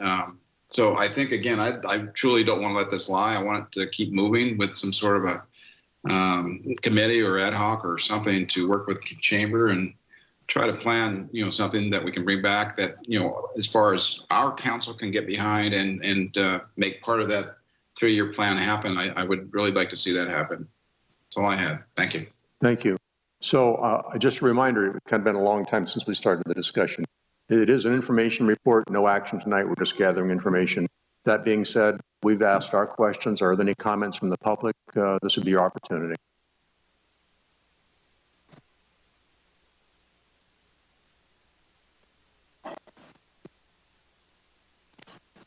Welcome. Thank you, Mr. Mayor, council members, and presenters. I'm Susan Funk from Atascadero. I'm on the Atascadero City Council, and I have the honor of chairing the Homeless Services Oversight Council countywide. And in that capacity, I also chair the steering committee that's been working on the 0 to 5 year strategic plan for countywide strategy to address homelessness that Ms. Fitzpatrick just mentioned. So first of all, I want to applaud you for moving forward with this study, for envisioning a future that is a more positive future with regard to the impact of homelessness in the community and on members of the community. And I think I want to just call out a few things on this where there's real synergy with what's going on countywide. I am hoping that we'll have the opportunity to address this body in a more structured way very soon with regard to the countywide plan. We're just finishing the full elements of the draft plan. We've already briefed the initial structure of it to the County Board of Supervisors and did receive unanimous support for the broader direction that this plan is going. And so it's the complementary effort. How do we build a bridge to that future that's being envisioned as being the positive future, not the negative scenario? So I just wanted to note a few things in this really interesting and valuable study. One of which is that in the 3 scenarios that your community members envisioned, that the there was a best case, a worst case, and a status quo. And I noted that the status quo vision reflected an understanding that this is a growing problem. So if we do nothing, it doesn't stay the same, it gets worse. And that's very consistent with what we see in the countywide data, where in the homeless management information system, where folks who are seeking services are registered, that number has been growing every year by about 200 people a year. More people, and it's about 1,300 people a year that enter into the system, and about 1,100 that are exited because they found housing or they've ceased needing those services, probably because they found housing on their own and we just don't know about it. But what's happening with this, our lower income housing market right now is very, very tight. So it's like this very cruel game of musical chairs where everybody's scrambling to find housing. And there's a lot more people there than there are chairs, as you know, in terms of the way Councilmember Strong talked about it. And I'll. That's 3 minutes. I'm sorry. Okay, I will wrap up briefly then, and just to note that there's a keen interest countywide in addressing these issues. The trends are consistent with what you've seen. The recommendations of the steering committee address some of the concerns about how to coordinate these issues, and in a fashion that respects the need for local control. And so I will hope to have the opportunity to speak with you in the future. Thank you. More detail. We look forward to that. Welcome. Good evening, Dale Gustin, 945 Spring Street. Early on in my legal career, I helped people self-housing do some constructions by creating some easements and so forth. And that's one organization that is trying to help this situation. One of the obstacles is, of course, when you talk about $70,000 for a building permit, that's a big obstacle for creating housing for the low-income people. We need to find ways to help these organizations. And I have to applaud a lot of the churches that have gotten involved in this, including, I believe that the Tascadero Bible Baptist is the ones that helped get ECHO started. ECHO is making great strides, but they have limited resources to work with. And of course, we also have the other factor that creates homelessness, and that is a lot of these people have lost hope. That's a psychological thing. And we've got to find a way to give these people hope to get out of their dilemma. And it may take a mass propaganda, if you want to call it, wave of telling these people there is hope if they will just decide that they want to get out of their dilemma, and give them some coaching on how they can do it. Thank you. Thank you. Is there anyone else who'd like to speak? Is there anyone on? Yes, sir. Thank you. Hi. I appreciate you giving me a minute, and I think it's a great job what's being put together, and definitely looking towards the future, the next 5-10 years, and a way to try to fix the problem is fantastic. Could we get your name, sir? I'm sorry. My name's Jonathan. Thank you. Again, yeah. I'm a local business owner, and I attended a couple of the ad hoc meetings with Councilman Gregory and Hammond, and expressed some of the issues that we were having over in the 24th Street area and the corridor over there, just with the people coming and going from not only the riverbed, but DACO shelters and places over there. Well, I think it's great to look towards the future. I think it's important that we also make sure that we're managing what we have, the issues and the problems that are occurring. And I know that you guys have made some steps towards private security, and I've seen increased police patrols in the area, and I think that's great. I think it's a great step.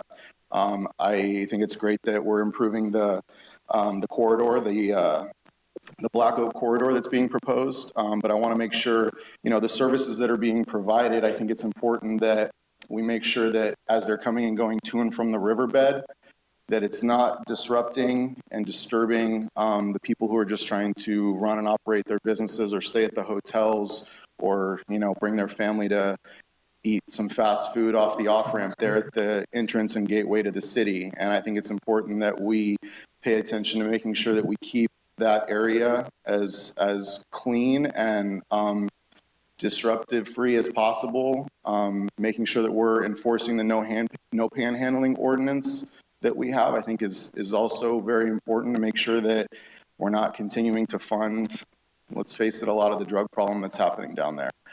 So while I absolutely love looking forward to the future, I want to make sure that we're not, forgetting about the issues that are present. So that's it. Thank you. Thank you. Steve, Jonathan? Yes. Hang on a second. Steve, just a sec. Fred was first. That's all right. Okay, go ahead. So we're coming back to that subject in about 15 minutes. Okay. We could talk about the ECHO ad hoc study. So it'd be really good if you could stand up and repeat all those good things and any ideas you have. All right. Okay. Sounds good. So please, we're going to invite you up. Thank you, Councilman. Thank you. Appreciate it. Councilman Strong. Yes. Yes, Mr. Mayor, thank you.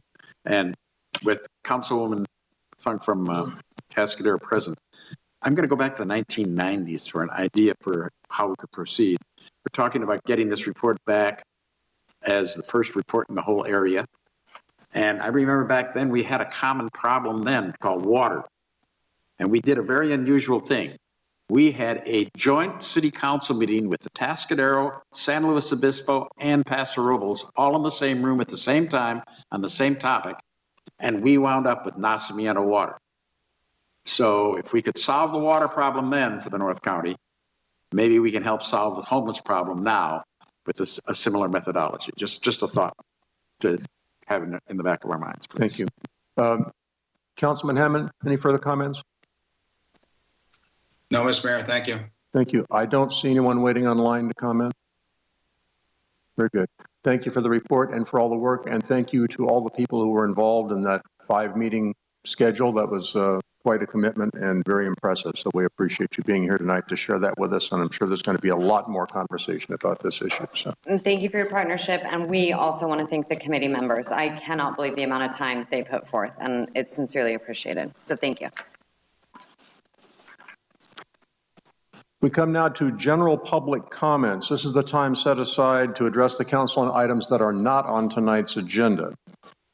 We would like to have you begin by stating your name, and each person is limited to 3 minutes. Any person or subject requiring more than 3 minutes may be scheduled for a future council meeting or referred to staff or a committee. Those persons wishing to speak on any item scheduled on the agenda will be given an opportunity to do so at the time that item is being considered. So this is the time for general public comments. The microphone is yours. Welcome. Dale Augustin, 945 Spring Street. Thanks for tackling that previous problem.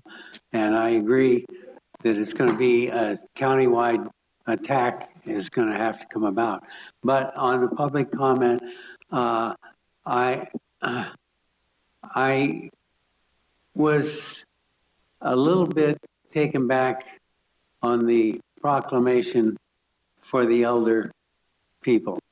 I think that this city is not taken into account that a lot of the elder people in this town do not live within the city limits.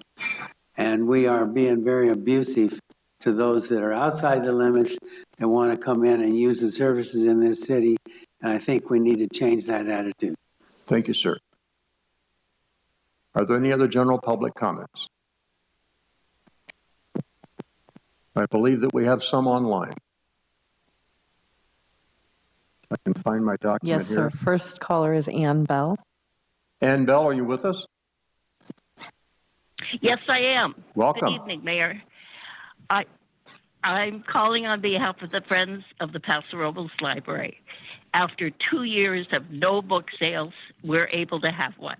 And it's going to be Memorial Day weekend, and Thursday is Member Day only. That is May 26th. from 10 to 6, and that's early bird, and you can join at the door if you like, it for as little as $10. The public sale is on Friday from 10 to 6 and Saturday 10 to 4. We have thousands and thousands of books. We had to run another storage unit to take care of them, and we opened another bookstore on Park Street to take care of all the books that this wonderful community has donated. So, and some I don't think have even been read. So I hope all of you will come out to the wonderful book sale on Memorial Day weekend. It's held in the conference room where you're sitting now, and people at home know it's the big room right past the Friends store in the library lobby. So hope to see you all there, and thank you so much. Thank you. And if you've not been to a library bookstore, I invite you because it is quite a deal. If you're into books, you're going to be hip deep in books, so that's great. Still waiting in line for general public comment. We have Jan Albin. Jan, are you with us? Hi, good evening, Council. Can you hear me all right? We can. All right, thank you. Yes, my name is Jan Albin, and I'm a resident of Quail Run and an older American. So this month, yay me. In 2018, we had a series of Paso Talks public involved presentations, and one of those presentations was titled Paso Talks Water. I attended all of these, and the one on water was particularly interesting and very informative. In fact, it quieted down a lot of the community because your staff stood there and explained face to face exactly what our situation was. There was back and forth dialogue and lots of questions were answered. Every time I put out information about city's water situation, I tell people that Paso itself does not have a shortage of water. It's the state of California as a whole, and the conservation mandates that will surely come soon will be imposed on us regardless. Slow cities all around us have already initiated conservation measures. But so comes the comments and the questions. Comments like the city is lying to us, because if Paso has enough water, how do they justify telling us we have to cut back and conserve? And if the state is in such a drastic condition, how do they on one hand demand that our city build housing and then demand that we conserve on water? When you build homes and apartments, you have landscaping and thousands more people using our water resources. And these are all valid questions that deserve answers. They want to know how you allow more and more wineries to develop and draw from our precious water resources. We're in a Category D3 extreme drought situation, and people want some real truths.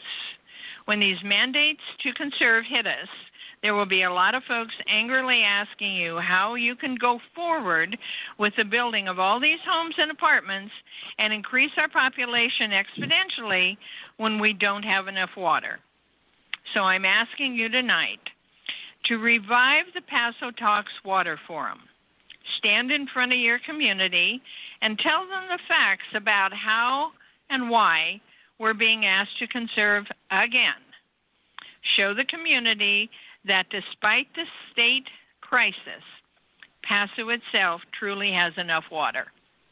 Thank you very much. Thank you, Jan, for your comments. We do appreciate it. And it is a confusing and convoluted subject, which is deserving an ongoing explanation, because as people come in contact with this issue, sometimes for the first time, those questions are very confusing, and there are logical, truthful answers to those questions. So I think reestablishing a Paso Talks seminar to, again, restate the situation of water in Paso Robles, especially in light of the fact that we're probably going to be facing statewide mandates again, would be a good idea.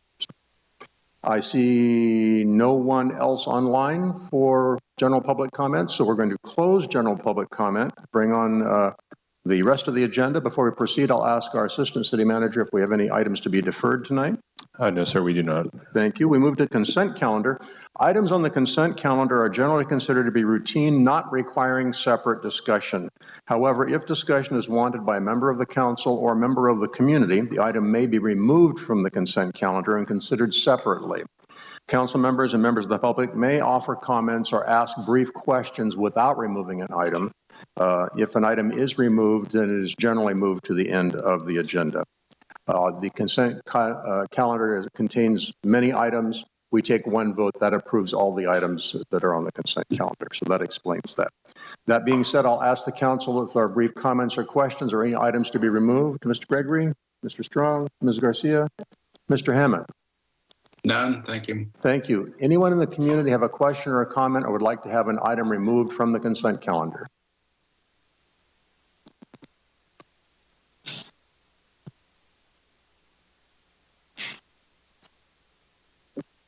I would like all the items referring to the oak tree removals to be removed. I think that too often we are just shuttling these through at the developer's request without really analyzing whether or not these oak trees really need to be removed. Too many of them. We got a whole bunch of them on the consent calendar. Do you have like a question on this, or do you have separate issues on each item to be removed? I want them to be removed and so that the public knows what you're doing to all our oak trees. Very good. Okay, anyone else in the community like to have an item removed or have a question?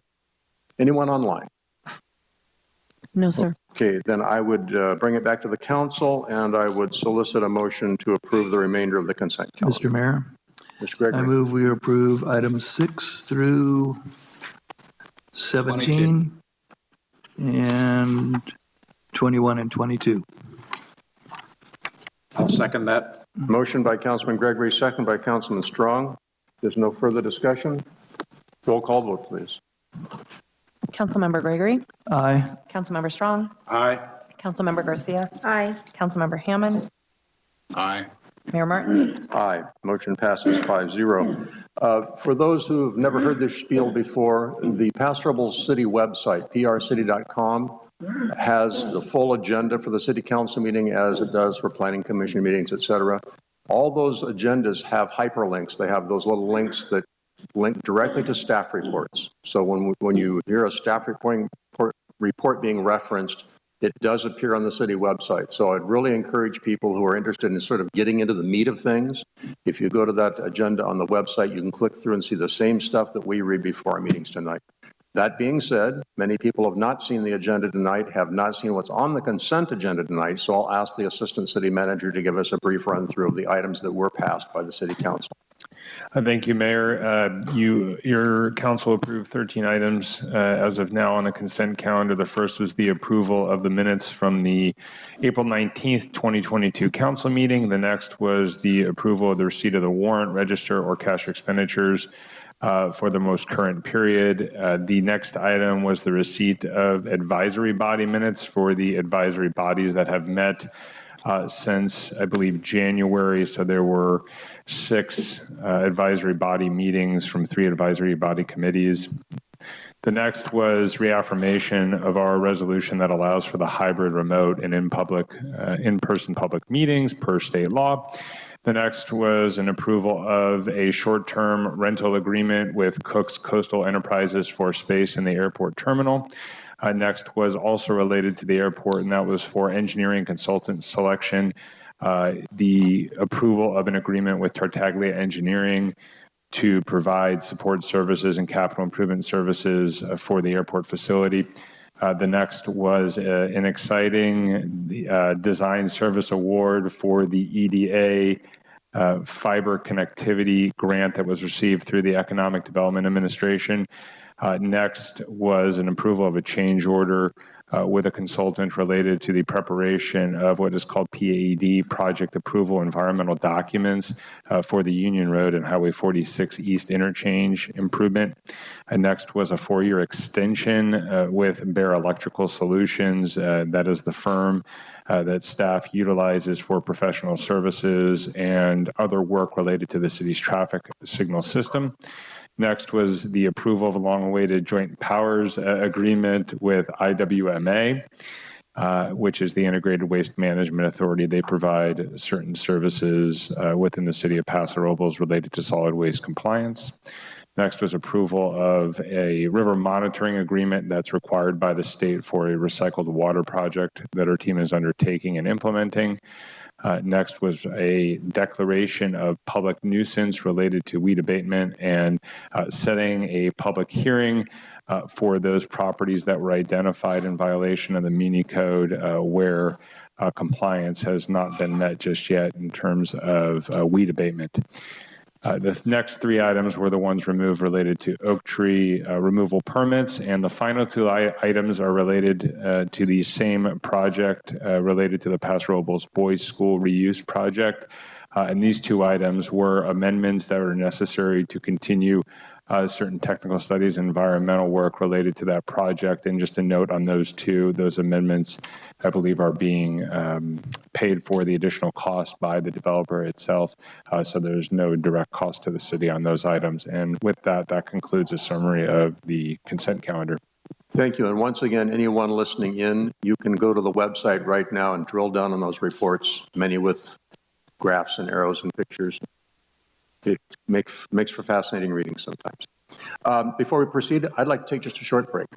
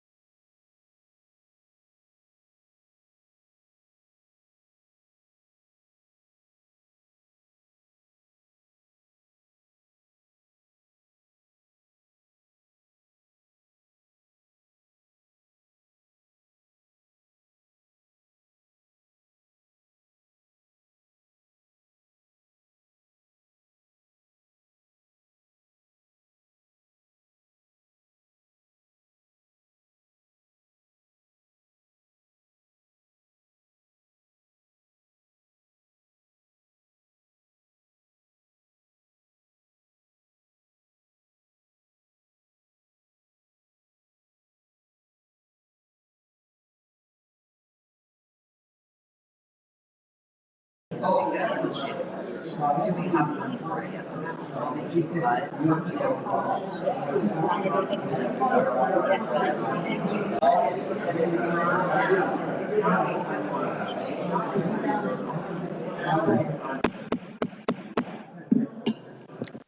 going to call the meeting back to order. Everyone find a seat, please. We have come to item number 23, which is a discussion item, ECHO Ad Hoc Committee findings and recommendations regarding ECHO Paso Robles $444,000 funding request. Mr. Lewis, are you online? I believe he is departed the meeting. He has left the building. He has left the building, so I'll do my best to fill in and make this quick, Mayor and Council. So back in February, staff and the council received a request from El Camino Homeless Organization for a one-time funding request of $444,000 to cover various anticipated operating shortfalls for fiscal year 22-23. In March of this year, on the 15th, this council formed an ad hoc committee, which included Mayor Pro Tem Hammond and Councilmember Gregory to review the request and other related information and eventually come back to the council, which we are here this evening, to provide this council with their findings and recommendations for full council consideration. So that ad hoc committee did meet 3 times on the 6th, the 20th, and the 27th of April, covering a lot of ground in 3 different meeting structure and topics, and I'm sure those will be covered by the ad hoc committee members in just a moment. At the close of the meeting on the 27th, the ad hoc committee members indicated that they had sufficient information to return to council with different findings and recommendations, which were attached to the staff report as part of the agenda addendum today. And so with that, I will turn it over to, I believe, Councilmember Gregory and Mayor Beck through you to discuss those findings and recommendations, and then turn it back over, obviously, to the full council for direction. And I'm happy to jump back on in once at the conclusion, of the discussion, for some additional comments related to potential recommendations on some next steps. Thank you. Okay, so this is a little different than we usually do things. An ad hoc committee is leading the effort on this issue.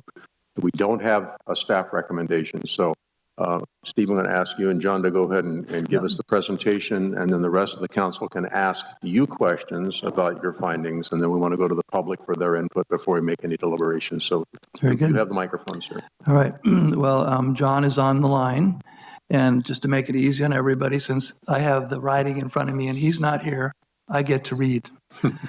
First of all, we'd like to thank everybody for attending the ad hoc. Jonathan, his father, Matt Macias, their staff, all of the work that Wendy and her staff have put in to help us learn about what ECHO does. And Councilman Hammond and myself wanted to get to the bottom of several things. So we started out the first meeting, and Wendy brought a very comprehensive financial report about ECHO to the meeting, discussed it in detail so we could see how their operation worked.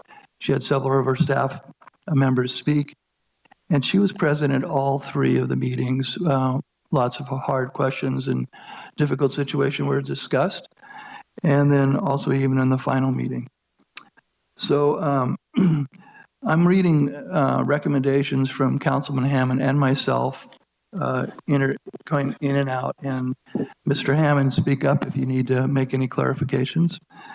So with all the information before us, one of the things we came up with right off the bat is ECHO of Paso Robles does provide essential services to homeless individuals living in and around the Salinas Riverbed area at a cost far less than any government agency could deliver. That's a fact. There's no doubt about it, and they do a really good job. One of the key issues around the ECHO and its location is communication with the surrounding community businesses is essential. We should have a task force meeting quarterly with those local business owners, Paso Robles PD, ECHO staff, council liaisons, and case managers. We would also recommend a direct communication capacity from the businesses to ECHO so they can assist in helping with an issue or getting the right agency involved to solve some of the situations that occur. We need to have ECHO continue working with our staff as they have over this last month with the ad hoc process, with our staff, the police department, to provide the statistical data that we've received during this ad hoc process. We would like to have that at our hands every quarter at least. That has been helpful, and we really need to continue that effort to better understand how we're improving what has been provided to our homeless clients. Accountability is critical to our council, our community. It helps us understand where the funding is going and recognize the needs that we have. On a communication level, I want to thank ECHO for reaching out and being very more aggressive in communicating with the Paso PD and continue. They started a daytime pilot program working with the PD, keeping some of the disabled clients on the facility to help with some of the issues going on outside the facility. ECHO should produce a quarterly operational report providing the statistical data on numerous support elements provided to the homeless population, such as the number of homeless populations being served, meals, nightly shelter, laundry, shower services, supplies given out, professional services such as mental health care, case management, permanent housing placement, number of homeless, asking ECHO for shelter help, but not severed, and the facility operating expenses. So one of the great programs that ECHO has is their evening daily meal that the volunteers of our community provide. I'm not used to talking so much. I'm going to be drinking here a little bit. And with this meal program, everything's provided free, and the volunteers do all the work. And what we're asking ECHO to look at is start a pilot program or something with their staff and volunteers to assist in managing the departure of business, not only dinner guests, but people who don't get accepted into the shelter that night, so that it does not overwhelm our local businesses. And we think, or I think, the private patrol should also be considered on a volunteer basis with staff assistance when possible to help alleviate the issues in the early evening hours to help out our local businesses. So during the ad hoc process, there was two interesting things that were happening. Is in the morning when they'd leave, we'd have some problems, and it's more problematic at night. So I think it's one of the areas that really needs to be looked at. In addition, we want ECHO to continue to exhaust all efforts to attain grants, funding available from all programs in the state, County of San Luis Obispo, County Health Department, and continue in pursuing donations and increase their funding activities. We would recommend that ECHO work with local nonprofits like Noon Rotary, John, and the citizens come up with a program to help build a facility for private storage lockers for their clients. We believe that's one of the best ways to assist and attract the clients to use your facilities at ECHO. Mental health has been identified as a key necessity in our homeless population. We have one mental health person come up a month to talk to our folks at dinner time. And in speaking with Wendy over the past few weeks, I think that's doubled to twice a month. But it's probably our biggest issue is we don't have those people to help counsel. There's no drug addiction counseling, and the mental health counseling, I think, is a real key to making this work. Finally, we recommend that our task force on the strategy for the future of ECHO and homelessness. In general, we recognize we need more beds, more mental health support, and we know there's many facets to homelessness, and ECHO is just one of the partners in this effort. They do what they do and they do a very good job, but they can't do it all. You take a community of programs and efforts from other nonprofits, the city, the county, state, and federal governments to accomplish any and all these successes in this effort. The ad hoc commission, the ad hoc recommends that the city council fund ECHO Paso Robles facility the requested $444,000 to be dispersed into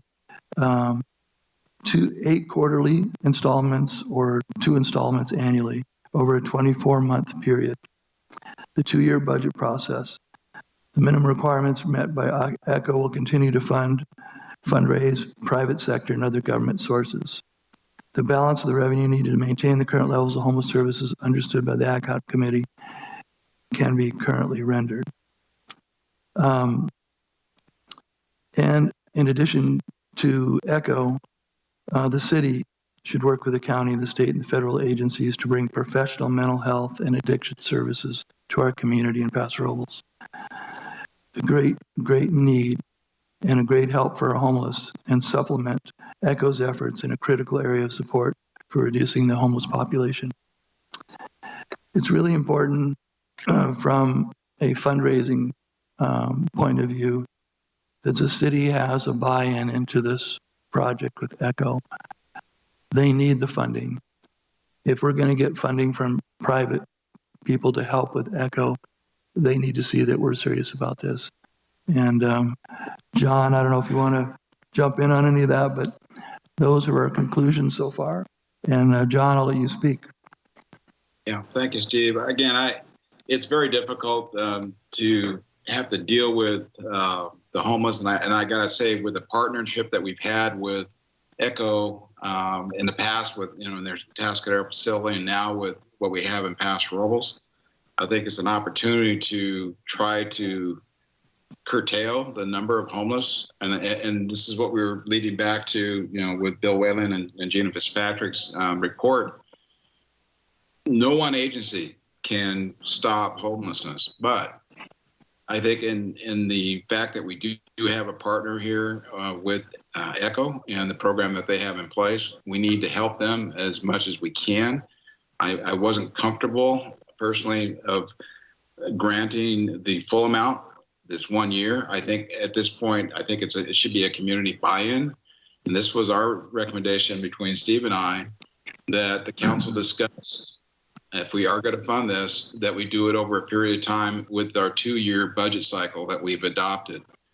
And meaning that we would cut the amount that they've asked in half, and then allow the public and the other agencies, the other service clubs, everyone how they do it in Tascadero, to help fund the deficit that keep them running for the next 2 years. I think it's a challenge. I think it's good. I think people in Paso will really want to help where they can.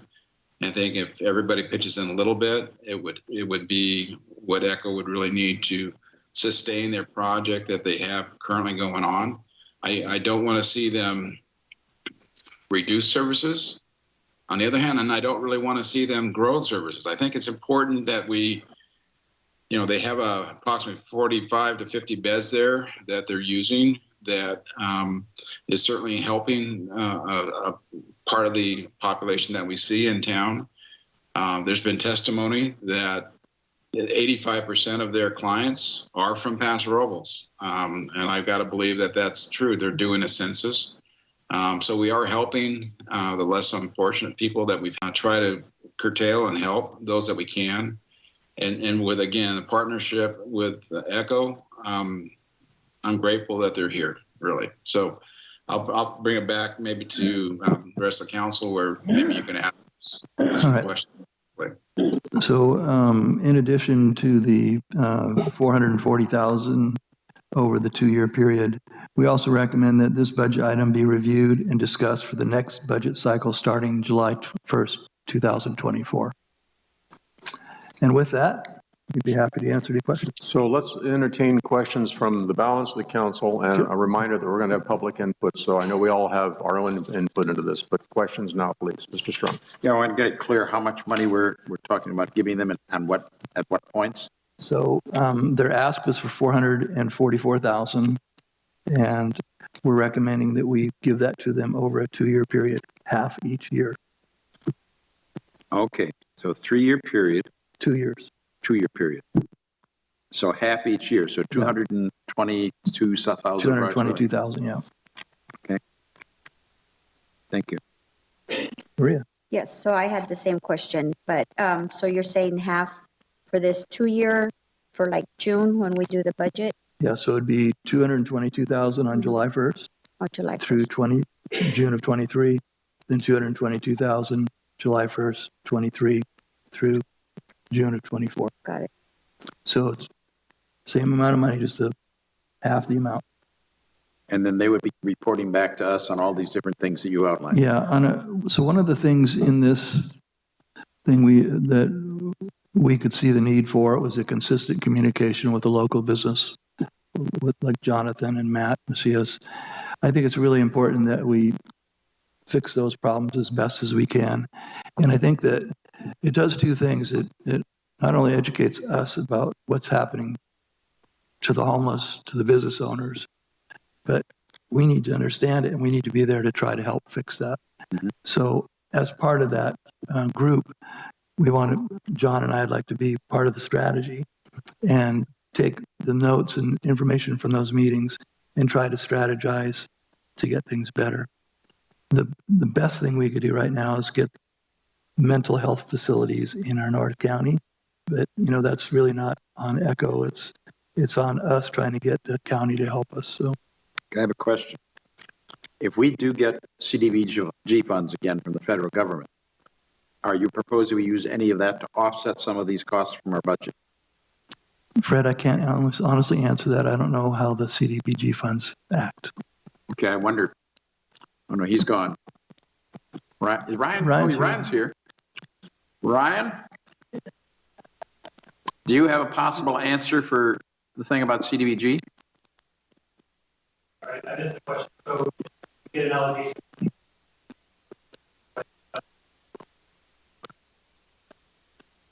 Yes. Yeah.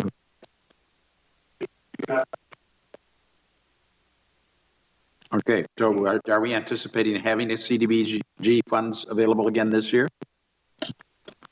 We do every year, but the amount that's allocated or even available for public services like ECHO is tens of thousands of dollars, and that's it. That's it. All right. And we've been giving that every year.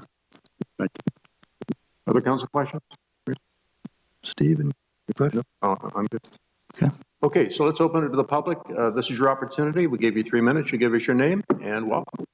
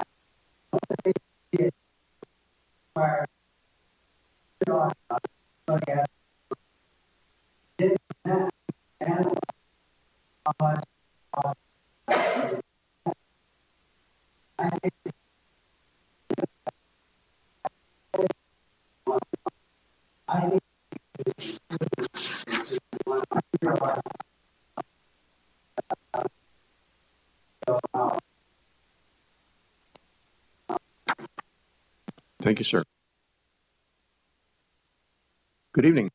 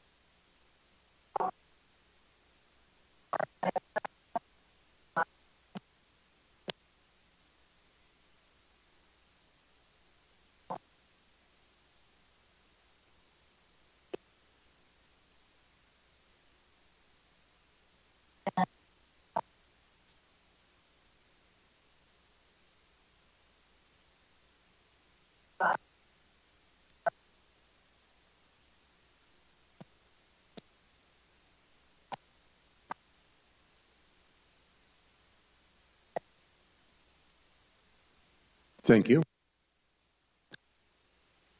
Is there anyone else who'd like to speak? Welcome.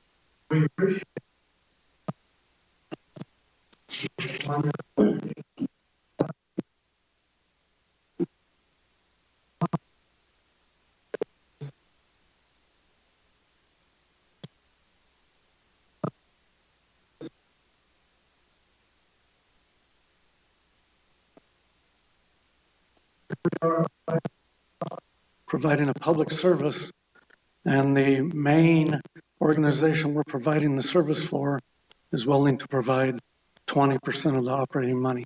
It's good, but it's hardly enough to say, hey, expand your services. And if we're going to expand services from where we've been the last 15 months, we need even more than a $900,000 operating budget. So just to be clear, because I know this has been repeated in this body, there never was and never has been a shortfall. When it comes to operating for next year, if we can't raise the funds, and we have to raise them ahead of spending them, if we think we can't, we'll cut services. It's the only thing we can do. And so I appreciate all you can do, and I appreciate the $440,000 over 2 years. But from my point of view, that's $200,000 in a $900,000 bucket just to maintain, not to grow anything. Thank you. Thank you, sir. Welcome. Thank you. Susan Funk again, Chair of the Homeless Services Oversight Council for the county. And I also want to speak in my capacity as an ECHO volunteer. I contribute to the meal programs both in Atascadero and here in Paso Robles through St. James, and can appreciate the real support. It is a challenge for the surrounding community as people come and go from those meal programs. We found in Atascadero that over time that those impacts can be managed, and ECHO has become a trusted partner with our community. And we've worked on all the fine points, including where do people smoke and all of those challenges to make this partnership work, because it's vital for the success of our community development efforts in both of our communities, that we find pathways for people out of homelessness, and we support the work that yields the kind of success stories you just heard from tonight, and that you can regularly see if you follow ECHO on social media, how people's lives are getting restored. It's usually not one thing that people become homeless, but many things that are factors. I also want to encourage you that there's keen interest in supporting the operations of our expanded efforts. In the course of a few years, the capacity to shelter people in the county has doubled. And that still only gets us to the point where on any given night, very best case, everything's staffed, the seasonal stuff open, we can shelter 20 to 30% of the number of people who were observed homeless in 2019. And we all know that that number has probably grown. So there's still a really big gap, and these kinds of operational supports are needed. It's a conversation that I have with the county, the Board of Supervisors, and with county staff, with Senator Laird asking, as legislation goes forward, the need to support the human side of this work so that these shelters can be effective, that they can manage the impacts, you can restore people back into the community. It is human work, and I appreciate your support for ECHO in that process. Thank you. Thank you. Is there anyone else who'd like to speak? Jonathan? I'll come back. All right. Thank you. Again, my name is Jonathan Gannon. I have me and my family have a couple of businesses over in the 24th Street corridor. And first I want to say, I applaud and appreciate everything that ECHO is doing and trying to create at least a dent in the huge problem that we have. And their task is to really help the people who want the help. I don't know if the 400,000 or 200,000 is the right number. I'm not sure would make that, the difference in the budget for the city. I'm not familiar with those numbers, but what I am familiar with is, the people who are not wanting help, the people who are refusing those services and creating the issues that I was talking about. So I love everything that they're doing. I'm here just to create a little bit of awareness to the issues that surround it, for the people who maybe will use the service to have a meal or a shower or, use one of the great things that they offer and then potentially create problems for the businesses around there. There's about 500 hotel rooms within shouting distance of there.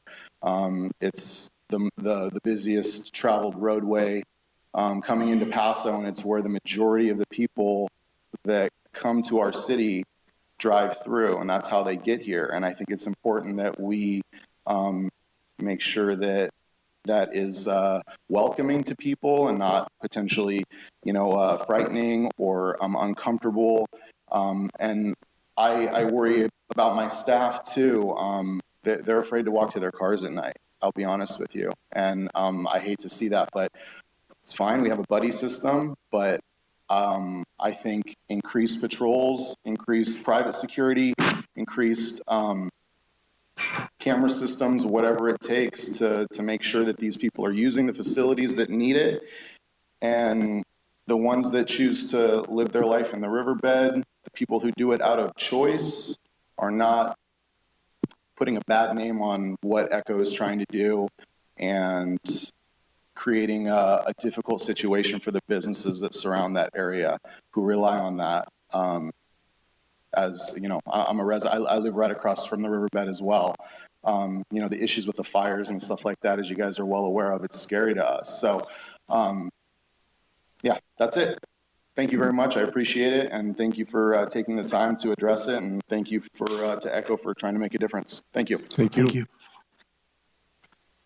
Welcome. Hello, Matt Messia, 1135 24th Street. I'm here to just expand on a few things that Jonathan was speaking about and have a few conversations. So I'm kind of representing 35 businesses and property owners, including the Mid-State Fair, the event center, that have been impacted in the 24th Street, Riverside, Black Oak Drive area. And it has not been a positive impact, as we all know, we've heard.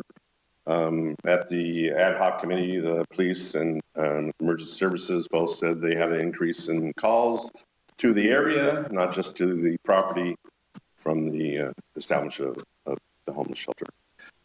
The homeless shelter is here. I accept that.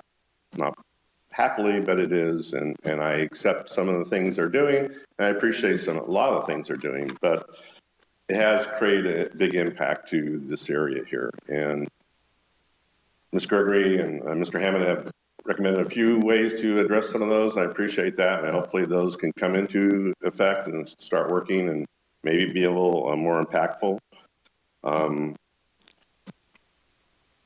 My bigger concerns is that there's not an expansion of the homeless shelter, the housing there, and more people are drawn to that without having addressed how to address the impacts there already. So if that were to happen and the community were to expand or become a different type of a facility, I would just hope that we're taking care of the problem ahead of the case instead of after the case, which has seemed like we've been doing all the time here. That's a couple other things. I believe the city did contribute over $1 million to the development of that facility from the funds they had that they were going to build their own facility, the city was going to build. So there has been already a contribution of, I believe, over $1 million to It was actually a grant from the county. Grant, you had that grant, you chose to do with that, and that's what we're talking about, grants and things to do that. So this is what we're talking about. So mine is, so you're saying, well, we didn't have a shortfall, but we need $444,000 to operate next year. Well, that sounds like a shortfall to me. And if you don't get that much, we're going to cut back our services. Well, that is a shortfall. So I believe in the original agreement with this $1 million or close to, there was a grant that was given. There was agreement written in that they were going to not come back to request funds from the city. And they had a list of things, they were objectives they were supposed to attain. They have done some of those, but not all of those. Yet they're coming back and asking for money now. And I have nothing against ECHO. I think it's a great, what you're doing, and it's a different facility in Atascadero than it is in Paso, and we all know that that's the case, and that's the law, and that's what it's going to be. But I just would hope that you would give some consideration to all that. So thank you. Thank you, sir. Is there anyone else who would like to speak? Is there anyone online who would like to speak? Okay. I'm going to close public comment, bring it back to council for conversation here. Who would like to start? Mr. Straw. Well, and the interesting thing is talking about the shortfall. It doesn't matter whether we call it shortfall or not. It's a matter of how much service they provide. If we're going to have the services we need to do to at least maintain what we have now, then this money is needed. And they're still going to have to raise a lot more. And we understand that. And I'm not sure if their $900,000 is just for this facility or it's for ECHO totally, including all of its facilities, including Atascadero. That doesn't matter, actually. What matters is that if we can somehow do this because we are doing well, and we're doing well partially because of Mr. Macia's businesses and also Mr. Butterfield's business, because they provide a lot of TOT to us. And that's money that provides about 40% of our total budget. So we can share some of that money, I guess, to help this situation so that they can function better, all of them. And that's important. I would hope that ECHO can somehow work with us more closely on somehow counseling these people or encouraging them to, I don't know how you encourage adults to behave themselves when they choose not to, but if there is a way to do it, possibly somebody up there can figure it out. Maybe Wendy can figure it out. I hope. At any event, I think this is worthwhile for us to do this much. It's a stretch for us. This is more than we give organizations, generally speaking, or have ever given a single organization. And it is a very exceptional problem, and I acknowledge that. And that's one of the reasons we're willing to do so. Because the one thing I do recognize consistently is that these people may be homeless, but they're still people. They're still Americans. They're still our citizens. They, at one time, were just our neighbors living next door, 85% of them. And that's sad. And if we as a community can somehow do something to alleviate the grief of that portion of our community, that can no longer live next door to us, then I think we should do it. That's my opinion. Councilman Garcia? Yes, sir.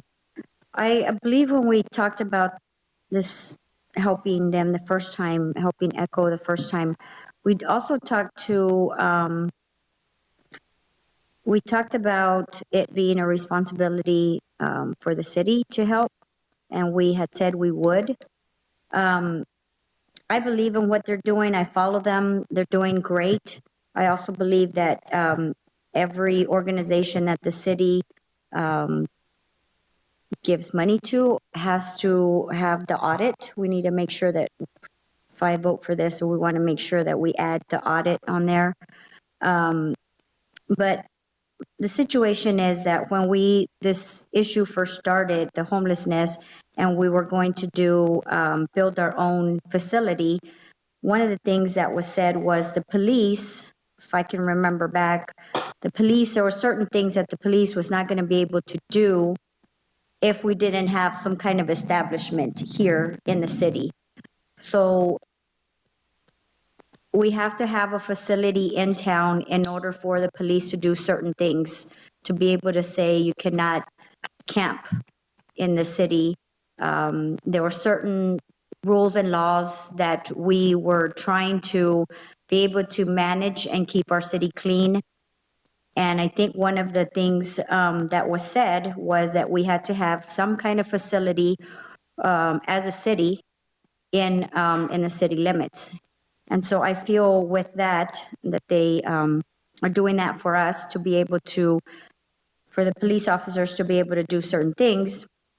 I believe we should help them financially.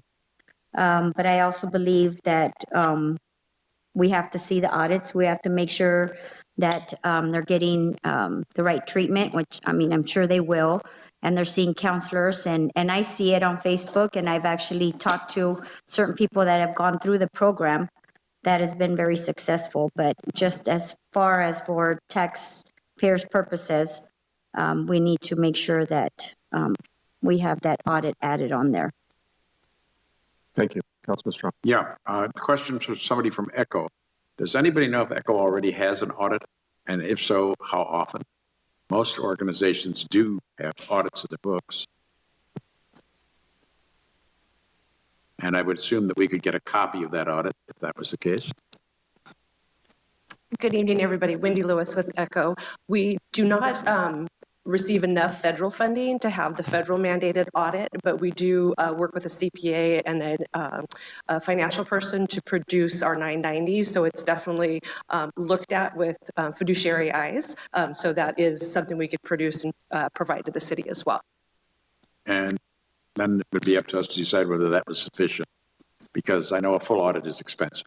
Yeah, and keep in mind we receive and work with state level grants, federal level grants, and work with the county planning. And we have been doing that very well for several years. So the county also looks through our financials, looks through our reporting, our tracking systems. They're all in place and approved by all those different levels. Thank you. So, got a couple of questions and a couple of comments. First of all, I think everyone knows that ever since I've been on the council that I've been a supporter of homelessness services, helped start the MASH event here in Paso Robles to bring homeless services to the people that need them here rather than referring them over the grade, and have a great deal of empathy and sympathy for the people that find themselves in homelessness there, but for the grace of God. I do have some difficulties with this particular subject. So first of all, I need to find out a couple of things. There have been a couple of statements made, and if staff has these answers, I would like to know if that's the case. One of the reasons that we got into this business, aside from helping people, was to give us a strategy to help alleviate the population in the Salinas Riverbed. Has that been accomplished?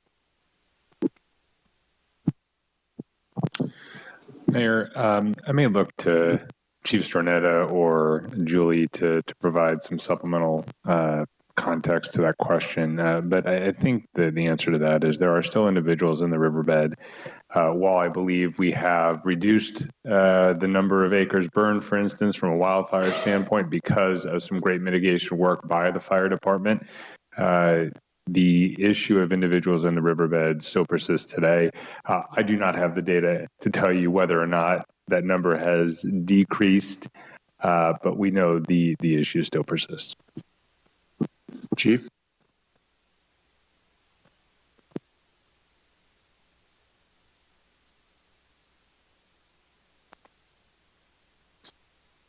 Mr. Mayor, Council, just real quick from the police department side, we obviously have the CAT team that interacts with individuals in the riverbed on a daily basis.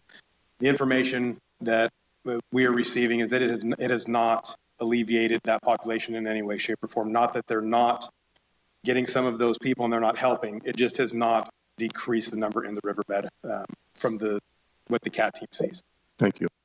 Another question is, when we entered into this agreement, and we did provide, and I believe actually we invested about $300,000 in our own effort if we were told it wasn't going to work. So the remainder of the grant was about $700,000 that wound up in ECHO's hands. It was grant money, but that was presented as part of an agreement for services. And overall, has ECHO fulfilled this agreement? Have they provided the services I said they're going to provide? Mayor, again, I may look to Ms. Dahlin because she has done a pretty comprehensive review with the ad hoc, I believe, on some of those elements of the MOU. I do know at our previous council meeting, there was a good summary of what was agreed to and identified in the MOU. I would say that a good number of those items have been accomplished or are ongoing, and I know that Ms. Dahlin had identified a few that remained in limbo for one reason or another, but I'll defer to Ms. Dahlin on some of the details there. Thank you. So I would say that ECHO really does make great effort to meet the components of the MOU. What we found, and it was very helpful in the ad hoc process, is that we needed more measurable descriptions in the MOU. For example, there should be outreach to businesses in the area.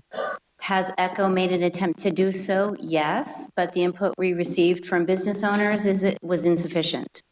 So we need to be much more careful if we amend the current MOU to have absolutely measurable standards that we're looking for. So it's no fault to ECHO, but if you just put a looser goal out like that, it's more difficult for either side to know if something was fully fulfilled to the city's expectations if we didn't spell out what those expectations are. Thank you. So may I follow up on that? Sure. So Julie, can you confirm what we originally agreed to with ECHO when we, let's say if we were able to build the building up by the sewage treatment plant, wasn't the agreement to pay them $360,000 a year for 6 months of sheltering? So, and I did, thank you for bringing that up, Councilman Gregory. I wanted to also add to what Mayor Martin said about the fact that the city did invest quite a lot in the design of a potential warming center on Sulphur Springs Road. Sadly, none of that was reimbursable by the grant.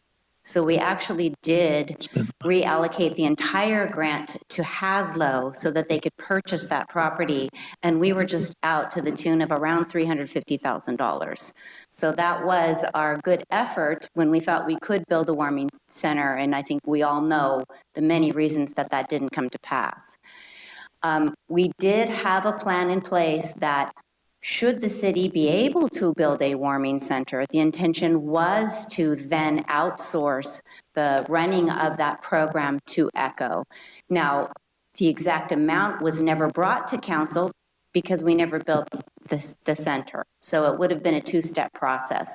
Council approved that we would apply for HEAP grant funds, and as we had the design of the building, we kept bringing it back to council, but we never got to a point of having any sort of outsourcing agreement approved by council. Thank you. So another point that's been debated is whether or not in the original MOU, the money that was given to ECHO, one of the points of the MOU was there would be no funding requests for the next 5 years. Is that true, or is that sort of a soft hope that doesn't happen type of thing? It was stipulated in the MOU that the city would not be able to provide any funding for the first 5 years of operation so that ECHO could demonstrate its sustainability in our community. Thank you. So, Mr. Butterfield said, you know, gosh, if we don't have a budget shortfall, but if we don't have this money, we have to reduce services. That so resonates with me because every time we have a budget hearing in the city of Paso Robles, we go, if we don't have those funds, we're going to have to cut back services. And that's kind of the way of the world. So I hear that. The other thing that is a little disturbing to me is the way we are going about this. $444,000 is a lot of money, regardless of where it comes from. And generally expenditures like that, not generally, always expenditures are like that, go through the budgeting process, the prioritization process of community needs. And this is an extraordinary thing that we're doing here right now, to pull out $444,000 out of the hat, regardless of how well we're doing, and do it outside of the budget process. If we're going to do that, the only way my acid reflux is going to be settled is if we put a very fine point on the performance required of the people who will be receiving this money. And the entire issue begs for accountability. And that means that if we're going to go ahead with this, I think that direction should be given to staff to draw up a new MOU, incorporating the recommendations of the task force, but also including such things as, and these echo some of the things that you talked about, Steve, quarterly financial reports, which indicate where the money is being spent and how. Quarterly reports on services being offered, whether it be drug counseling or mental health counseling, including numbers of people who are being reached, frequency of times those programs are being offered, and how, what the results of those programs are. Written reports on stakeholder meetings, not just saying we're going out and talking to people. We need to have a set schedule of stakeholder meetings. We need to know who's at those meetings, what issues are being raised, and how they're being addressed. We need to have a written report of the efforts being made to solicit funds from county, state, and federal agencies. It's one thing to say we're always out there hunting for those grants, but if we're going to put $444,000 into this pot, I think we need to have a little bit more precise report on those efforts in the future. And I also want to have reports on coordination of efforts with the HSOC program and also with all the efforts that have been made by our Chamber of Commerce and trying to envision what our services for the homeless should be in the future. So we aren't finding ourselves in this position every year with this organization or another organization saying, gosh, if I don't get $400,000, I guess we just can't give you any services. That's just not appropriate. I think that if we go ahead and do this, that these quarterly payments that are being proposed should be contingent upon the submission of and review of those reports by city staff. If those reports are not submitted and are not up to snuff, then they're going to get a check. So those are my thoughts. Do you have a motion, Mr. Gregory? Well, I'd also like to add that both. Mr. Hammond, did you have a comment? Go ahead, John. Yeah, Steve Martin just hit it right on the head. That's where I was going to go. And I kind of wrote that in my findings and recommendation that these are taxpayer funds. And, as a city council, we need to have accountability for every penny that we are putting out there for whatever use it is. In this case, I think it's a great effort. But, heretofore, I think what we have not seen is that we're getting good reporting from ECHO, and especially now that we are putting in a substantial amount of dollars over 2 years of funding, that we need to set this up. And I think what I would recommend is that if council is going to do this as far as fund over the 2 years, the $444,000, that we set up maybe the ad hoc continue with staff to bring in these points that you just eliminated, and what I've also said too in my report, that we work with ECHO directly to formalize some sort of a quarterly reporting system and meeting system that we can account for tax dollars, essentially. So that's where I was going to kind of go with a motion whenever we do this. But it sounds like I'm hearing the majority of council sounds like they want to move forward with some sort of a positive method to support ECHO. Is that what I'm hearing? Yeah, I have a couple more questions, John. I'll let you make the motion if you let me ask my questions. Go ahead. So, Chris, I don't want to put you on the spot. What mechanism do they use in Bakersfield for the homeless facility that Bakersfield hired to do this very same thing? That's a good one. I'll try to keep us here not too long tonight. The city of Bakersfield was rather aggressive. Just as background, that's where I came from. So I was on the ground floor of several initiatives. So prior to a local sales tax measure, they had limited federal funding through the Cdbg program that they would allocate, similar to what we do here, to nonprofit groups that provided homelessness services.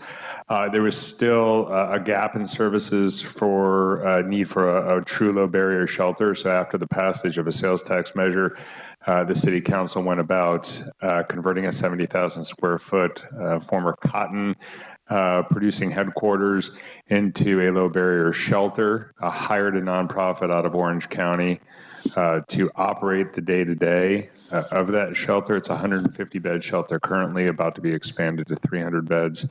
The cost to operate that shelter to the city was about $3.1 million a year for that contract. That doesn't include the renovation budget and the upgrade budget to that building. It required some substantial upgrades. That was around probably $8 million in one-time funding to purchase and then renovate the building. So right now the city is probably spending somewhere north of $12 million all in local funds related to homelessness services. Obviously the scale and the context is a little bit different here, but the city in that case decided to be essentially the owners and the operators of a low barrier shelter. But a key difference is that shelter is a referral only shelter, so there's no walk up. It's essentially you're being referred by outreach teams to the shelter. You get on essentially a bus with your possessions, and once you are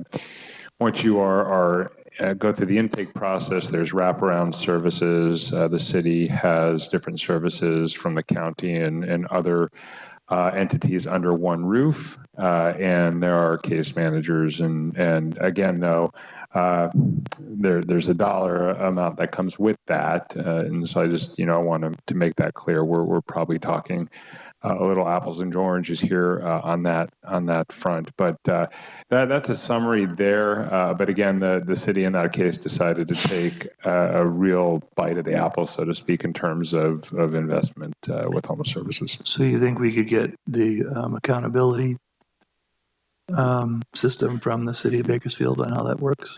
I can certainly reach out and see if there's some things we can glean either from that facility in terms of what we're trying to do here, but probably more so the city I know still provides contributions to nonprofit agencies that provide similar sheltering services to what ECHO is providing. Again, not apples to apples, but probably closer, and there may be something that we can obviously glean there. I know Julie and her team have done some research as well as others on staff. So we can certainly put our heads together to see if there are other elements that would potentially be applicable to the feedback that we're getting this evening, should the council direct staff to essentially develop a new MOU. And I did want to, while I have the opportunity, I did want to state that if staff can get that latitude, what we would like to do, if there is a direction from the council tonight, is to go back and update that MOU with the intent of, again, if that's the direction, bring it back to one of your meetings in June for review and potential consideration. Then we'd be in line with the budget process at that point, and we would be able to meet those July 1 funding goals if, again, that is the direction of the council. Okay. I hope that helped answer your question. Yeah. And then one more item. Both John and I wrote that the city should work with all these agencies ourselves to try to help fund ECHO's funding for some of their services they're being provided, also to bring more professional mental health and addiction services to the facilities in Paso Robles, and to help supplement ECHO's efforts. Okay, John, let it rip. Hang on a second.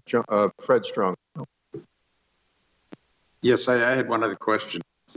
I think Wendy and the board members from ECHO that are present have a pretty good understanding of where we're going. My question to them is, do you want us to continue, even though we're going down this path? Or do you want us to just say, forget it? So many of the things that you guys are asking for are very doable and already in place, so it's not even adding a lot of additional workload to us. We do all that tracking. We do all the same reporting for our federal, interstate, and our grants. It is more reports, and more reports are always fun, but this process has been such a needed process, and we're so appreciative to the council, to the ad hoc committee, and to the public for going through this journey with us, and we're absolutely on board and would love to go forward. Thank you. Mr. Hammond. Thank you, Mr. Mayor. Again, I kind of hope I've got most of the points here, but again, I think what we want to try and do here as a motion then is to direct staff to bring back to council a formal resolution to fund ECHO $444,000 over the next 2 budget cycles of our city. That would be the 22, 23, and 23 and 24 years. And also to work with the ad hoc and ECHO staff to agree to provide quarterly reports accounting for these taxpayer dollars. Is that a motion? I have a question. 1 second. Is there a second? I'll second it, but I'd like to add to it. We have a motion by Councilman Hammond, seconded by Councilman Gregory. Discussion, Mr. Strong. Yes. I'm wondering if you would include in that motion this item be deferred to the budget process at our June meeting, so that we're not allocating the money tonight, but we do it in conjunction with the MOU rewriting and the budget process. My motion is to have staff bring back to council a resolution that would automatically put it into that budget cycle, Fred. That's what I was trying to get at. And that's what Chris said. Okay. And I'll just clarify, our intent based upon the request and the discussion was assuming that, again, the council would like staff to amend the MOU as well to reflect the funding. It would be for next fiscal year, so we would incorporate it in the budget process that we're going to be undertaking in the not too distant future. Tonight would just be giving that direction to move forward. Again, I think the other thing we'd like to see, and I'll defer to the city attorney if I'm missing anything, is that regarding the ad hoc committee, I think we had an item in the staff report that would disband the ad hoc, but I'm hearing tonight that we want to make sure that that item or that ad hoc is continuing, and also clarification on the tracking. I think that was something that we wanted to get some clarity on I don't know that we can have the ad hoc track or provide that oversight. But I'm going to defer to the city attorney if there's further comment there. Mr. Gregory. Yes. Okay. Our city attorney's going to earn his money now. So one of the things we were talking about doing is abolishing the ad hoc and starting a stakeholders group with the local business community, with ECHO, with the liaisons from the council, and quarterly meet with everybody to see how everything is going. I think what the intent is from Mr. Hammond is to have a process to have ECHO turn in the information so the money's provided once that's turned in. It doesn't have anything to do with the stakeholders. So I think an important point of clarification potentially from the Mayor Pro Tem is if the motion is to direct staff to come back with the MOU, it sounds like some of those items, including the stakeholders group, are included within the ad hoc's recommendation. So I think we would want clarity that the motion on the floor is to direct staff to work with ECHO to incorporate both those comments stated from the dais tonight and the comments within the agenda report from the ad hoc, and bring that back as part of the same item with the resolution and the MOU. Are you okay with that, John? Yes, Isaac. Essentially, what I'm trying to do is get the ad hoc to work a little bit longer here with staff to bring back a resolution that we all can get together with. And, all this stuff it's a lot of work that we've gone through. And I'm just saying that Steve and I should, maybe hang on another week or so through the process to get the resolution kind of formalize what we were talking about, and then get it back to council. I think what's important is that the method here is that we want to fund, but how are we going to fund? And that has to go through legal process and all that, I believe. So, where the money comes from and what budget cycle is going to come through, that's all staff, work. And we're just giving you direction, I think, essentially to bring back a formal resolution or MOU also that tells us how we're going to do this. Okay, Mr. Gregory. So I think we could, in the final resolution after the budget process, we could retire the ad hoc and in the MOU start a stakeholders group for reporting. Yeah. All I'm trying to say is let's hang on a little bit longer to get this resolution formalized to get back to council. Then we're done. All right. Okay, so what I'm hearing, John, you made the motion, so tell me if I'm wrong here. You want to direct staff to bring back a revised MOU reflecting the comments made in your ad hoc committee's recommendations and other comments from the dais tonight regarding accountability. You want to fold that into the budget process for the city, and that's what your motion is. Essentially, yes, Steve, exactly right. Yeah. A point of clarification on the ad hoc. Oh, I was about to finish up with that. And ad hoc is ad hoc. It has to come to an end. So what do you call a stakeholder group or whatever, or a standing committee? That comes next. That's when this work is finished, the ad hoc committee is finished. I think we can talk about that after we come back and approve the resolution. So, right. Yeah. Okay, and then I have a little amendment that we also recommend that this budget item be reviewed and discussed for the next budget cycle starting July 1st, 2024. So you're asking to keep it rolling basically beyond the next 2 years? We'll keep it in the process. That just means we discuss it and figure it out. Well, it's in the budget. I think that'll be up to that council, I think, but we're setting it up now for the next 2 years. And I think we need to see as it progresses, again, if ECHO's doing what they should, and, I think it's certainly appropriate. I'm sorry, John, I'm stepping on you. Go ahead, finish up. No, I'm done. Go ahead. I was just going to say, and the city attorney can weigh in on this one too. I'm not really sure that we can encumber a future council as what they will do budget-wise. We can talk about what we're going to do on a budget cycle, but not what the next council is going to do on a budget cycle. From a budgetary standpoint, any ongoing operating expenses or contributions are typically reviewed as part of the budget process anyway, from a staff perspective. So it's kind of semantics, really. I mean, I would say that from a staff perspective, as we wrap up this next 2-year budget cycle, we would be reviewing this type of expenditure as part of that process. So we fully understand and hear. But not guaranteeing that it's being folded in at this point. I would say, and Mr. Cornell would probably say this as well, is nothing is automatically folded into the budget based upon future fiscal assumptions at this point. So John, are you satisfied your motion has been articulated correctly?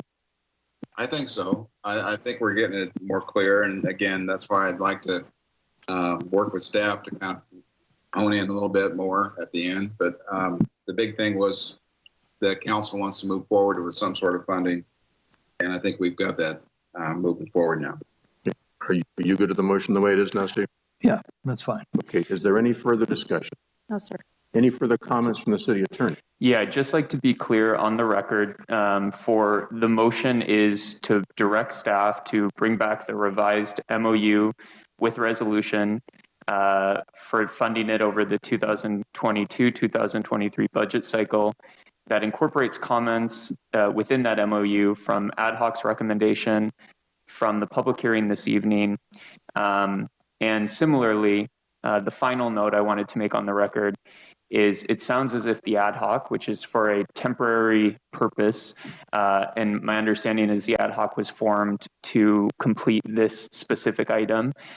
So if that's correct, it sounds as if the direction from staff as part of that, the direction from the council as part of this motion is that the ad hoc be extended only until this this funding request is fulfilled in line with council's direction this evening. Correct. The resolution is formed, yes.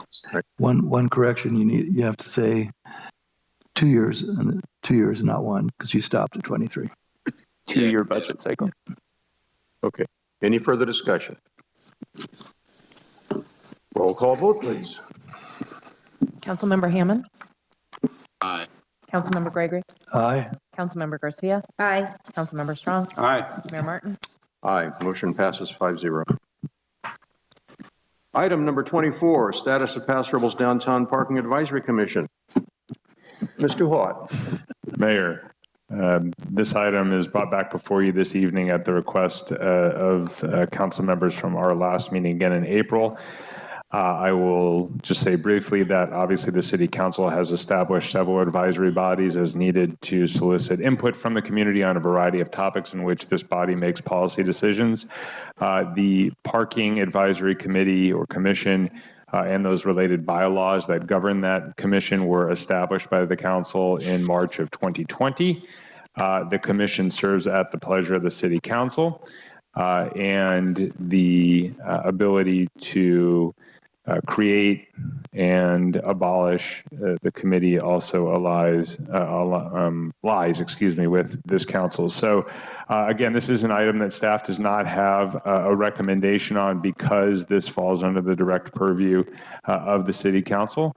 But again, this comes before you based upon a request that was made at a prior open session meeting. So with that, I will turn it over back to you, Mayor, for any further direction or input that the council has this evening on this item, and we are here to answer any questions you may have. Thank you.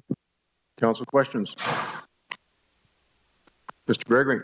So these are questions only, right? So how long has this advisory commission been in place? I believe it was established in March of 2020 based upon available records. In this actually succeeded the Parking Steering Committee, which was, I think, a little less formal of a body that had been around since around 2018. I believe the commission has, I have it somewhere in here, I believe 9 times. I'm not seeing it here, but I believe the committee has met about 9 times since it was created.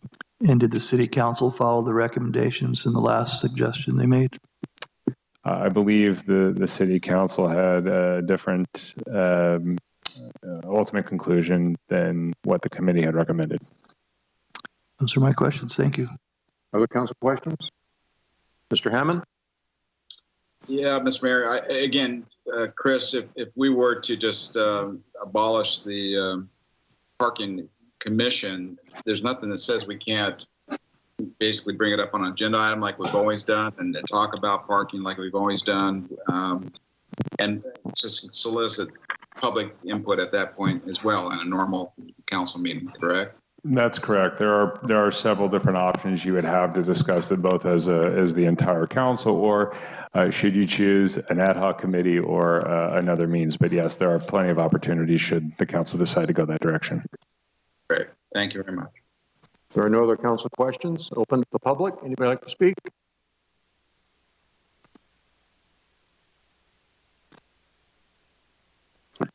I think your commission was totally disgusted with the program. They couldn't even get quorums at 2 out of 3. And so there was no recommendation from those 3 meetings, except the middle one. And that was to kick it back to you people. They don't find it working. It's not working. Miss Dixon goes to all the restaurants and they say, oh, we think it's working.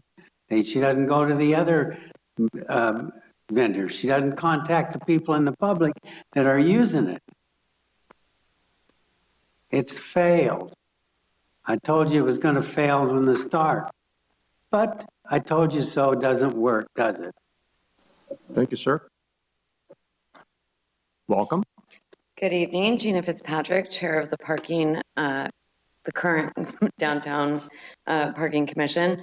I do have a note from Norma Moy of the Main Street Association who wishes for me to relay that she believes that the commission should stay intact, as she believes that the advisory body is important to the downtown, and council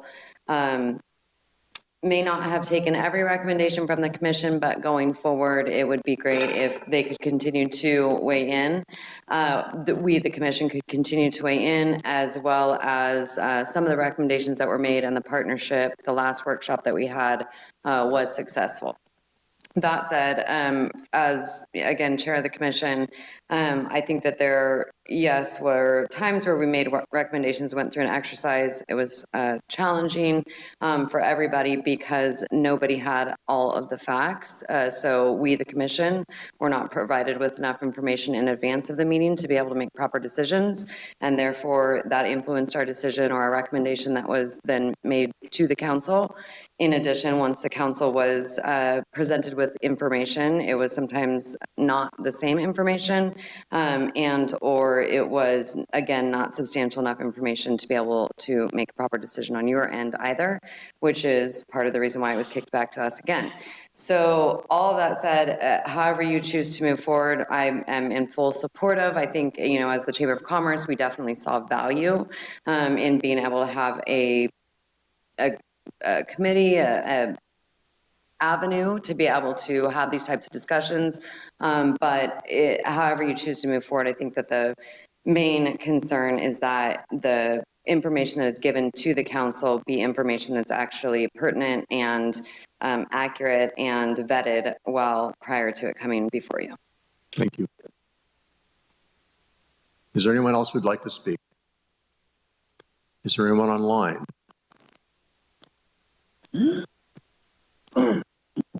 I don't have anyone online for this item currently, but there is one caller in screening. And I don't know what item they're calling for yet. We don't know if it's for this item. I'm not sure yet. I'm waiting for it to update. Okay, let's wait just a moment. Sorry.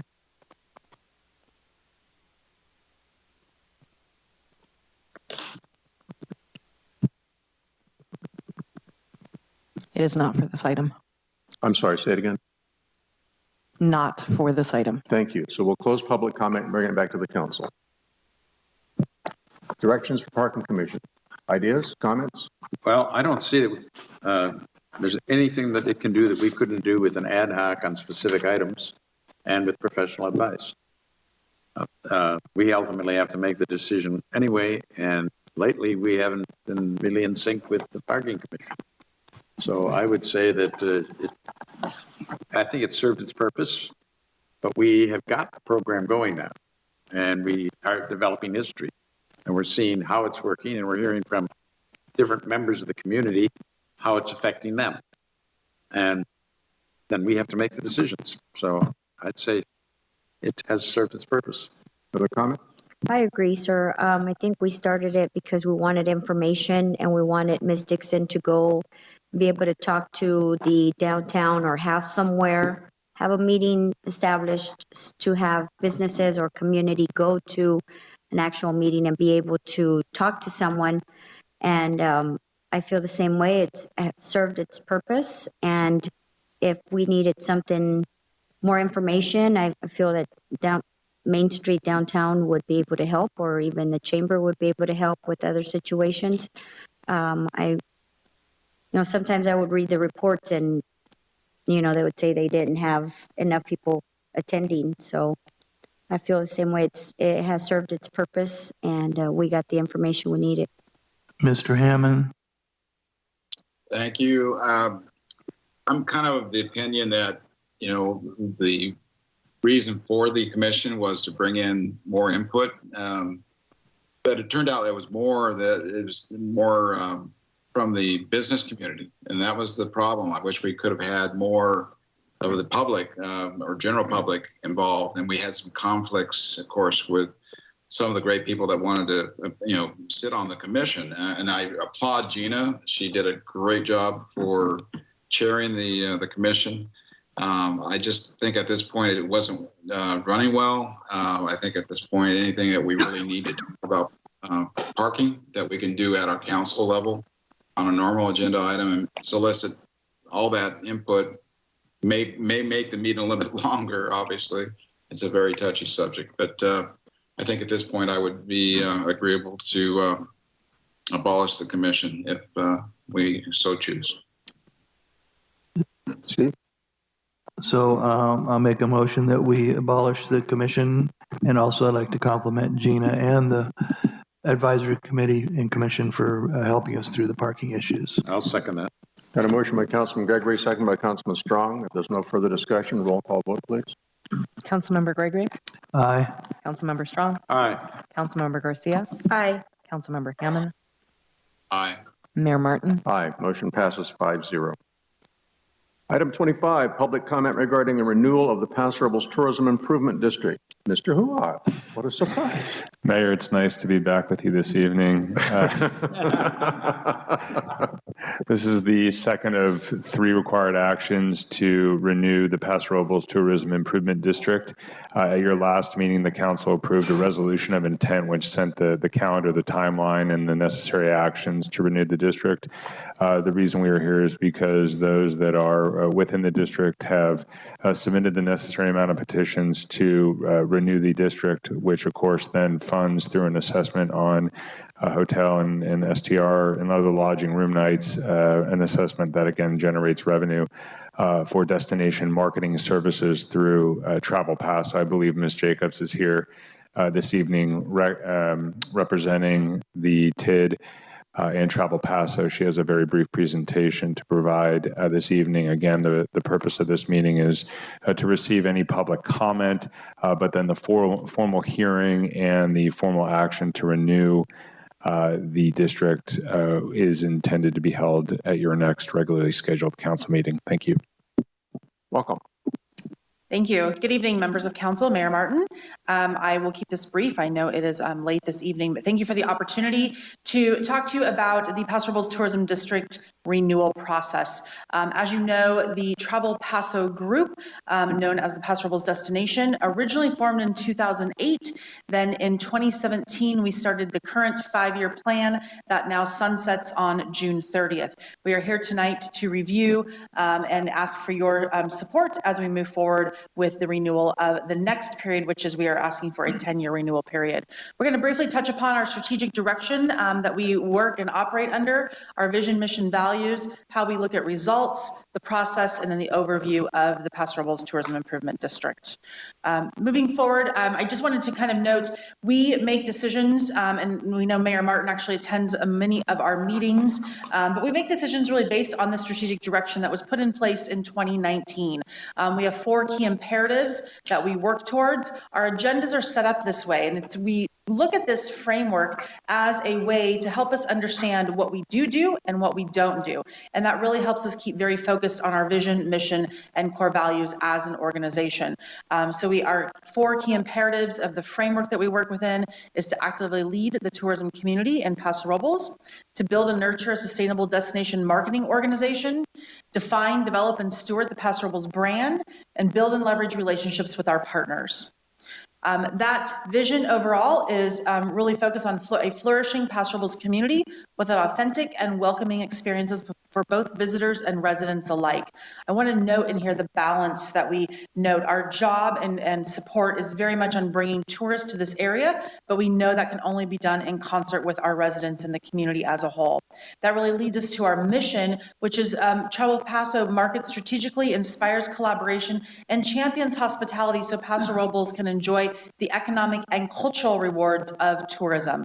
I know we talk a lot about the economic benefits that we provide to the community, and I wanted to kind of note that's right there in our mission statement. Our values, we have a passion for Paso Robles and a commitment to our community. I think you see that through the ways we are involved in the various aspects and how we give back. Our next value, we collaborate and innovate to achieve our vision for the future, and we operate with transparency and accountability. These are very important pieces. If you've attended our board meetings, you can have access to anything that you want, you just have to ask. Our reputation, our hope is that we are seen as a professional, credible, and very results-driven and welcoming type of organization. That leads us to our position. Travel Paso is the official destination marketing organization leading the tourism community in and around Paso Robles through marketing, branding, and selling Paso Robles to our domestic and international visitors, representing the voice of tourism stakeholders and serving as an information source to our peers.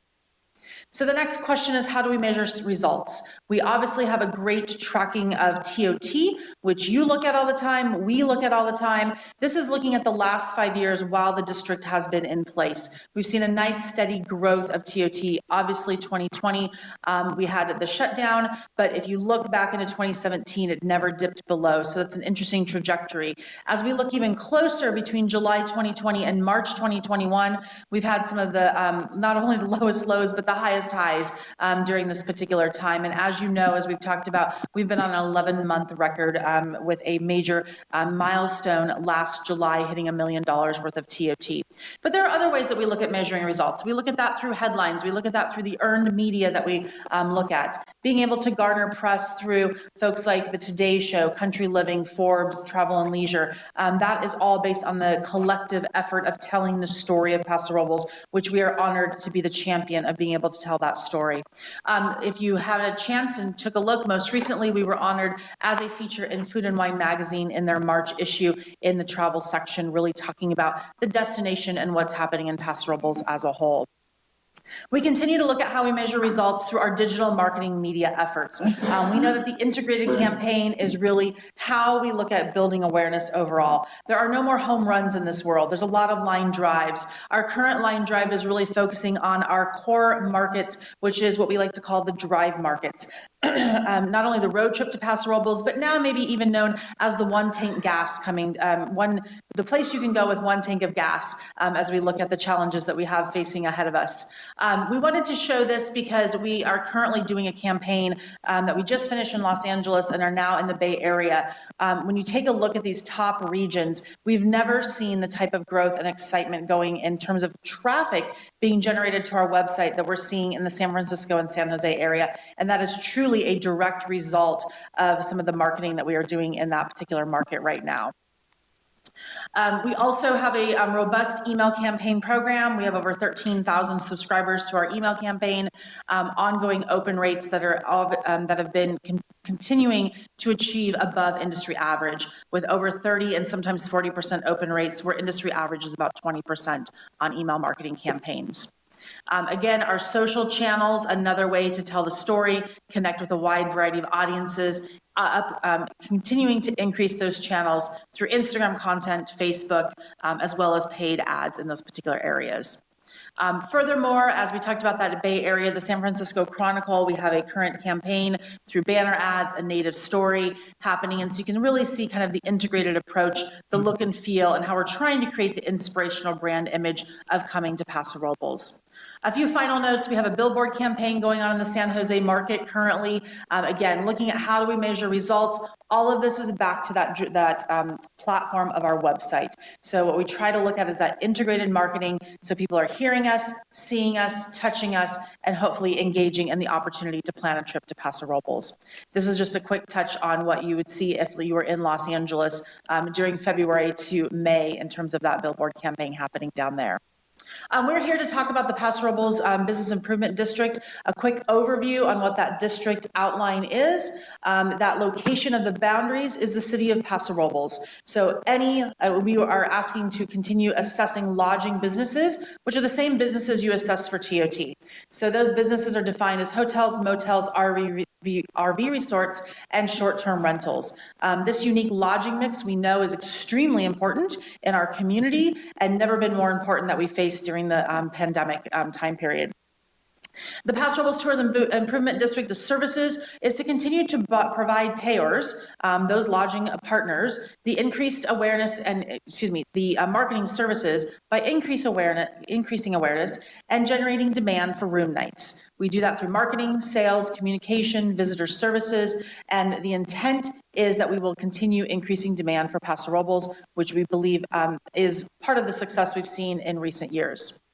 Our budget obviously ebbs and flows based on where TOT is. When we looked at the trajectory of this plan and putting it together, we anticipated about a $1.29 million budget. Obviously, that's reviewed every year based on where we are with the overall industry. The assessment that we're looking at is the current 2% assessment. That's the same assessment that we assessed today. No changes in what that assessment request is. The duration we're looking at, we're currently at a 5-year that's about to sunset. We are asking for your support in moving forward in a 10-year period, which would begin July 1 of 2022 and move into June 30th of 2032. The collection is the same process that you currently have underway for the TOT and the same process that the SLO County Tourism Marketing District has underway. And of course, we pay you, the city, a 2.5% administrative fee. This is a no-cost plan to you. This is truly a public-private partnership between the payors and the city of Paso Robles to continue tourism marketing in a big way here in Paso. The management is the Paso Robles destination is known as Travel Paso. It's a 501c6 organization and will continue to serve as the Owners Association. We are governed by a 9-person board of directors, and the Owners Association manages the funds, implements the programs according to the plan overall. This also includes an annual audit and an annual report that comes back to the City Council every year. With that, our process has been, we started developing the district management plan back in October, November, and December. It was reviewed with city staff and elected officials in January and February. Then throughout the month of March, we petitioned our payors, being the lodging businesses. We sent out petitions to all assessed lodging businesses. During that time period, we also held 3 information sessions so that businesses could call in, ask questions. We went through, answered their questions, and gave them more overview. It was quite a great process, and it was actually really interesting to hear from several folks that who have been paying this that wanted to learn more.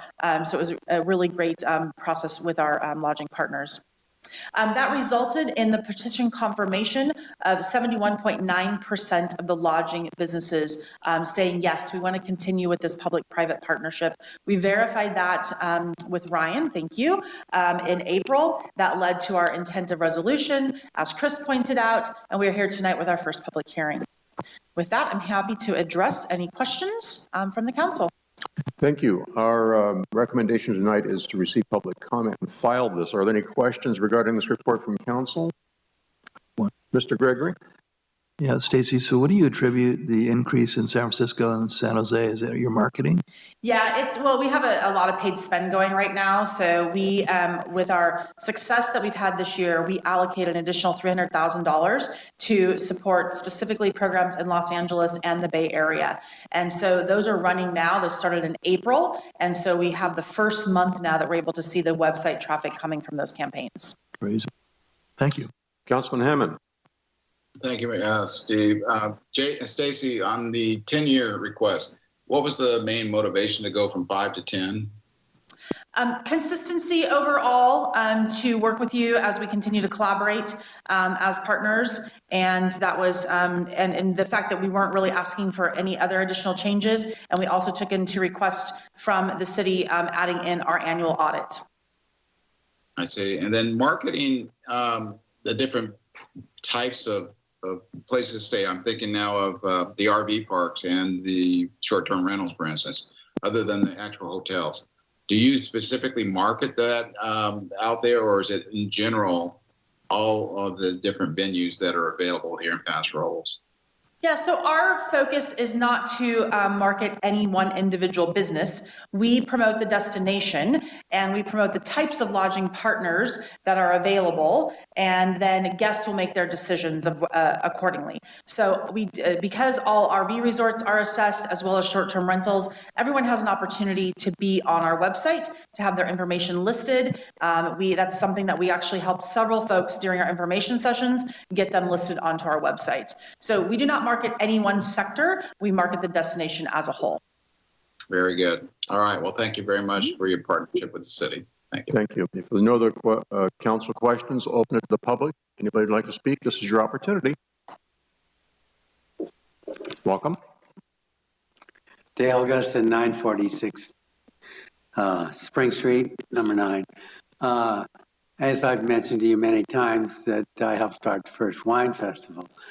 I never envisioned that Paso Robles would become a tourism mega that it has, but I'm glad it has. I said when the pandemic hit, it's going to be tourism that brings us back, and it has been tourism that's brought us back. And Travel Paso's done a great job. Their biggest partner has been the Wine Alliance and the Hotel Alliance. If one thing that Ms. Jacobs didn't tell you is the hotels are experiencing an influx like they've never experienced in their lives in Paso Robles. The low percentage of vacancies is amazing, and Travel Paso is working. Paso Robles has a lot to offer. If you haven't heard, the Sensorian has decided to stay. They were originally going to pull out. They're deciding to stay. And the amenities that Paso has is the reason that I came in 79 and have stayed now, even though I'm retired, because this is a beautiful city, a lovely city. And I think that Travel Paso is going to be one of the big emphases to make sure that that continues, because tourism is going to remain the #1 attraction. I understand the council's desire to develop diversion, and Spaceport may be one of those things. I'm all in favor of Spaceport. Good luck, gentlemen. Thank you. Is there anyone else who would like to speak? Welcome. Good evening. Matt Messia, 1135 24th Street. Just wanted to highlight a couple items. One is that the city is getting 2.5% back from the collection to offset the cost of processing the funds. So keep that in mind, the next item coming up. And I agree that that's the city wants to do. That's fair. So, and the other is, even though my family and we chose not to support the petition, I think Travel Paso in general has done a fine job, and glad that it's here, and hope it continues. Thank you. Thank you, sir. Is there anyone else in the room who'd like to speak? I do have a couple of people lined up on the telephone. Mr. Mark McConnell, are you with us? Hello? Hello. Yeah, Mark McConnell, longtime Paso Robles and business owner. And I wanted to comment about the Paso Robles tourism. And actually, I'm going to zag real quick because I know I only have 2 minutes, but this will be super quick. I know Wendy Lewis. I know Echo Homeless Shelter. And Steve Gregory alluded to this in his comments. She runs a lean machine. And thank God, I want to thank you, council members, mayor, for being there and doing what you do, because I wouldn't want to do it. And that's what she does.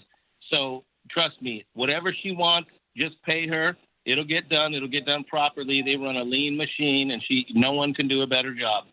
Moving on to the Tourism Bureau, Stacy, in her little presentation, said, "Oh, nobody hits home runs anymore. They're just singles."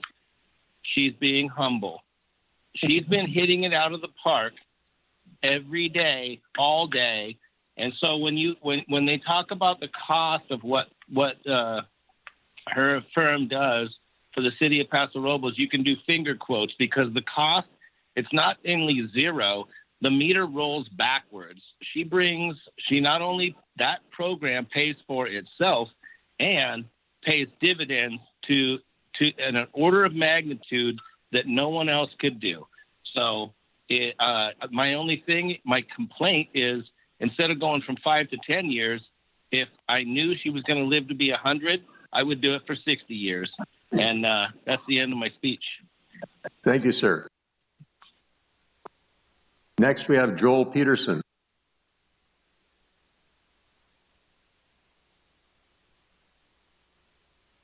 Peterson, hello. Hi, Joel. Joel Peterson, Executive Director of the Paso Robles Wine Company. Hello. Thanks for letting me call in and speak a few minutes on this topic. I'm the Executive Director of the Paso Robles Wine Country Alliance. We work closely with Travel Paso and Stacy and her team over there at Travel Paso, and we enjoy the relationship working with them. They do a wonderful job marketing, public relations, outreach, sales lead generation for the city of Paso Robles, and all the great things that happen here. We at the Alliance enjoy this partnership, enjoy kind of collaboratively working with them, and see the benefit of extending this relationship that you guys have with them. We know as the official marketing destination, they do major efforts in marketing, branding, and selling Paso Robles to visitors across the state and beyond.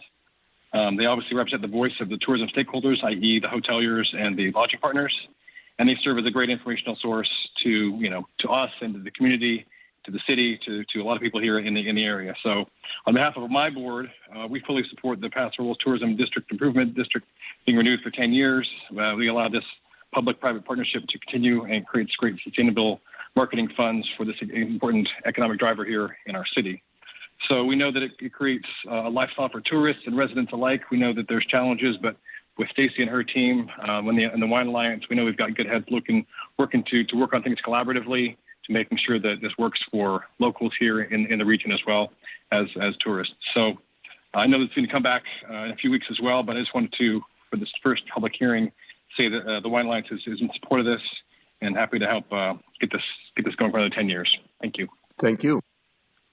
I see no one else in line online, so I'm going to close public comment, bring it back to the council. Mr. Hammond, Mr. Gregory, Mr. Gregory. I'll make a motion that we receive and file. And you hit it out of the park left-handed too, Stacy, that's what I'll say. Hammond seconds. Motion by Councilman Gregory, second by Councilman Hammond. Is there discussion? Well, I was just going to make a couple of quick comments because I know what a wonderful job they're doing. First of all, back in the mid-70s, and when I was a land use consultant, I actually filed the papers for 3 of the first 10 wineries in this county and encouraged a lot of the vineyard owners to become wineries. I actually asked them, is there some reason you don't like money? And I had just come back from 3 years of employment up in Sonoma County, where I had a board of directors under me that was 50% winery owners.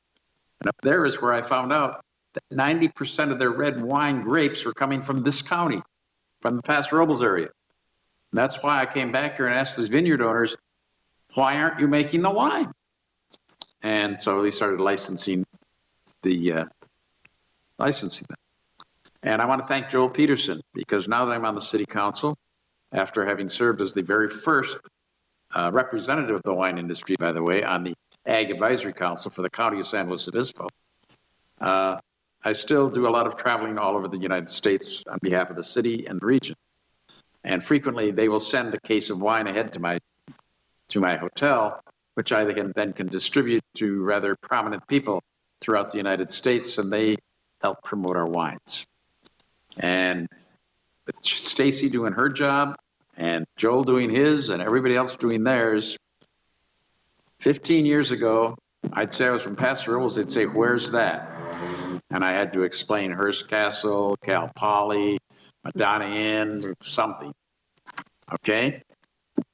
Now I go back there and say, I'm from Paso Robles. They say, oh, that's a great place. I'm going to come there again. And really, that's the way it is. And I check the hotels. In every hotel bar, I check that wine list in the restaurants. And almost inevitably, there's at least one Paso Robles wine on that list. That's nationwide. In a lot of different states. And also our beers. I will say I've got to give credit to the beer industry too. Firestone and some of our others are doing pretty well back there as well. So I congratulate them for the work they've done. It's obvious from the revenue coming in and from my personal experiences all over the United States that they're using the money well and they're making it work. Thank you. Okay. If there's no further discussion, roll call vote, please. Councilmember Gregory? Aye. Councilmember Hammond? Aye. Councilmember Garcia? Aye. Councilmember Strong? Aye. Mayor Martin? Aye. Motion passes 5-0. Thank you very much. Item 26, City Revenue Generation Priorities and Direction. Mr. Huat. Last time, I promise. At your last council meeting, the council provided staff direction to bring back no later than June 21st an item to place before the voters in November to ask the question to increase the city's transient occupancy tax by 1% from 10 to 11%. At the conclusion of that discussion during our last meeting, there was dialogue on the dais regarding potential themes, I will call them, or intents to potentially prioritize spending via a resolution similar to what was done with Measure J20. As you recall, there's a non-binding resolution that the council approved that prioritizes three major spending themes for Measure J20. Again, being non-binding, it allowed the measure to move forward in a general sense, requiring 50 plus 1% of the vote. So again, at the conclusion of the last meeting, there was a discussion about potentially doing something similar if the item, the TOT increase, is placed on the ballot and approved by the voters in November. So tonight, really what we're seeking is one, kind of a reaffirmation that we're still on the right path, because we are working towards, there's a lot of documents that are necessary just to get the item on the ballot and consolidated with the county elections. So reaffirmation that we're moving in the right direction there. We are working on that polling, and we should have an update in the coming weeks on that. That's moving forward based upon the direction given last meeting. So what we're really here to talk about tonight is direction on potentially a non-binding resolution of the council that would outline those theme areas for potential investment should this increase be approved. As a reminder, we're talking about probably $750,000 to $800,000 in annual revenue derived from 1% of a TOT increase. What we did in the staff report was pull out some of the key areas that are outlined in the adopted council goals for the upcoming budget cycle that speak to some of those topic areas and themes that staff has heard over the course of the last several months that are potentially in need or have the opportunity to potentially be opportunities for investment should this increase be approved. So those areas include economic development, vitality, infrastructure and facilities, quality of life amenities with a focus on downtown, and then obviously housing and homelessness. So with that, staff is looking for direction if you would like staff to again include a non-binding resolution as part of all the documents you're likely going to see on the 21st related to this topic. I'm happy to answer any questions. Thank you. Questions from council? Mr. Hammond? Yeah, thank you, Mr. Mayor. Yeah, Chris, you know, this if it was passed by the electorate, essentially, I hope they understand that it's not a tax on them. That would be a tax on visitors. And that was the main reason to help support what all of our Roblins are already supporting when, you know, their tax dollars to have them come. So once this gets on the ballot, if we do move forward, what can the city do to put that word out? In other words, I know we can't advocate either way for a measure, but how is it that we can get the word out about why and how it would be used? Okay. Councilmember Hammond, there are opportunities, and yes, you're correct. There's a point in time when the city cannot advocate should this item be placed on the ballot. But there are opportunities to provide impartial information that could potentially speak to generally where TOT is derived from and where potentially those areas of investment could be should it be approved. So there are ways to do that. But there's obviously state regs and laws that we'll have to adhere to as well. But there will be an opportunity for informational type of sharing with the public as this moves forward. Very good. That's all I had, Mr. Mayor. Thank you. Thank you. Councilman Strong? Yes, and the general topic here, city revenue generation priorities and direction. I'm assuming that that's not really necessarily true for only talking about J20. We're actually talking tonight, Councilmember Strong, about the direction that was given at the last meeting related to increasing transient occupancy tax. Okay. My reference to Measure J20 was related to this item tonight. Measure J20 had that kind of companion resolution that outlined those themes in priority spending areas. And so the question tonight was, does the council wish to do a similar type of resolution that would potentially outline those themes for the revenue that would be generated by a 1% increase in TOT? Okay, very good. So it's nothing to do with cannabis or spaceport or not this evening, not directly. No, okay, We'll fine. get to that later. Any other council questions, Maria? No. Okay. I have no questions. I'm going to open it to the public. Anybody like to speak? This is your opportunity. Welcome. Long night tonight. Matt Messia, 1135 24th Street. So I was perusing the news, and Lompoc is also, Lompoc Council is also proposing to increase their TOT 1%. And reading that, they said, with that, there also is a 2% reimbursement to Lompoc hoteliers as compensation for processing and collecting the bed tax. Could the council consider something like that for the hoteliers for collecting the bed tax for the city? And since the hoteliers are doing that kind of in reverse for the city with the bid money, that was something I have considered. Also, if you don't know, well, but anyway, if you don't know, we collect most of all the money the hoteliers collect is through credit cards and very little cash anymore.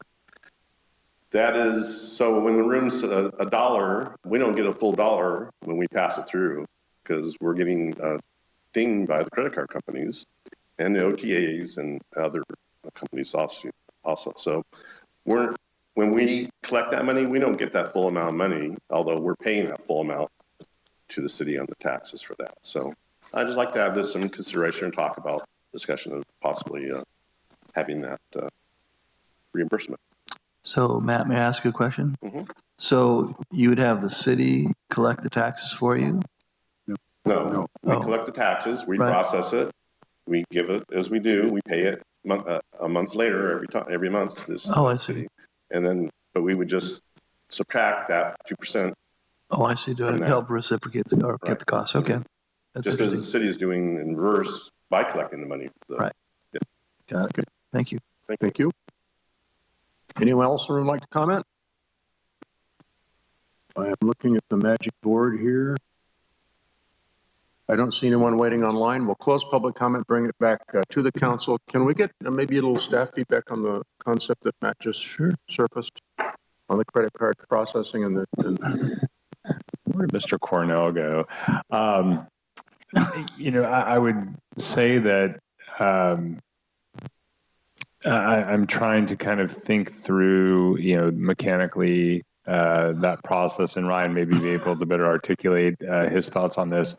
High level, could something like that be done? I would say theoretically, technically, maybe yes, but I think there's probably some nuance that I'm missing here to that. I'd probably defer to Ryan to give his thoughts. I'll try to answer it, as best as I possibly can.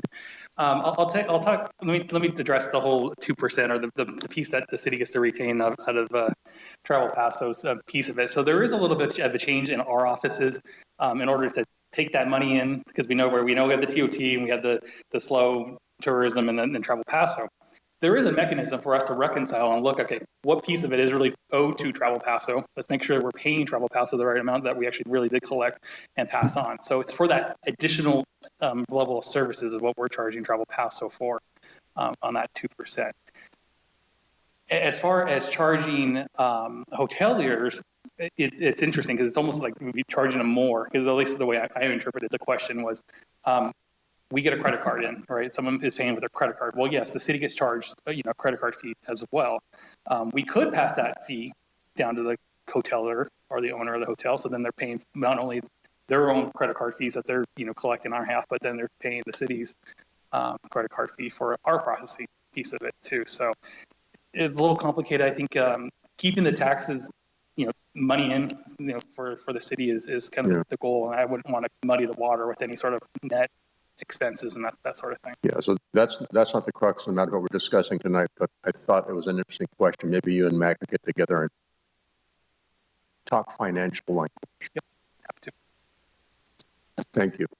Okay, other council comments? The issue before us is, if I can simplify it, is in the past we've talked about the potential use for a 1% increase in TOT.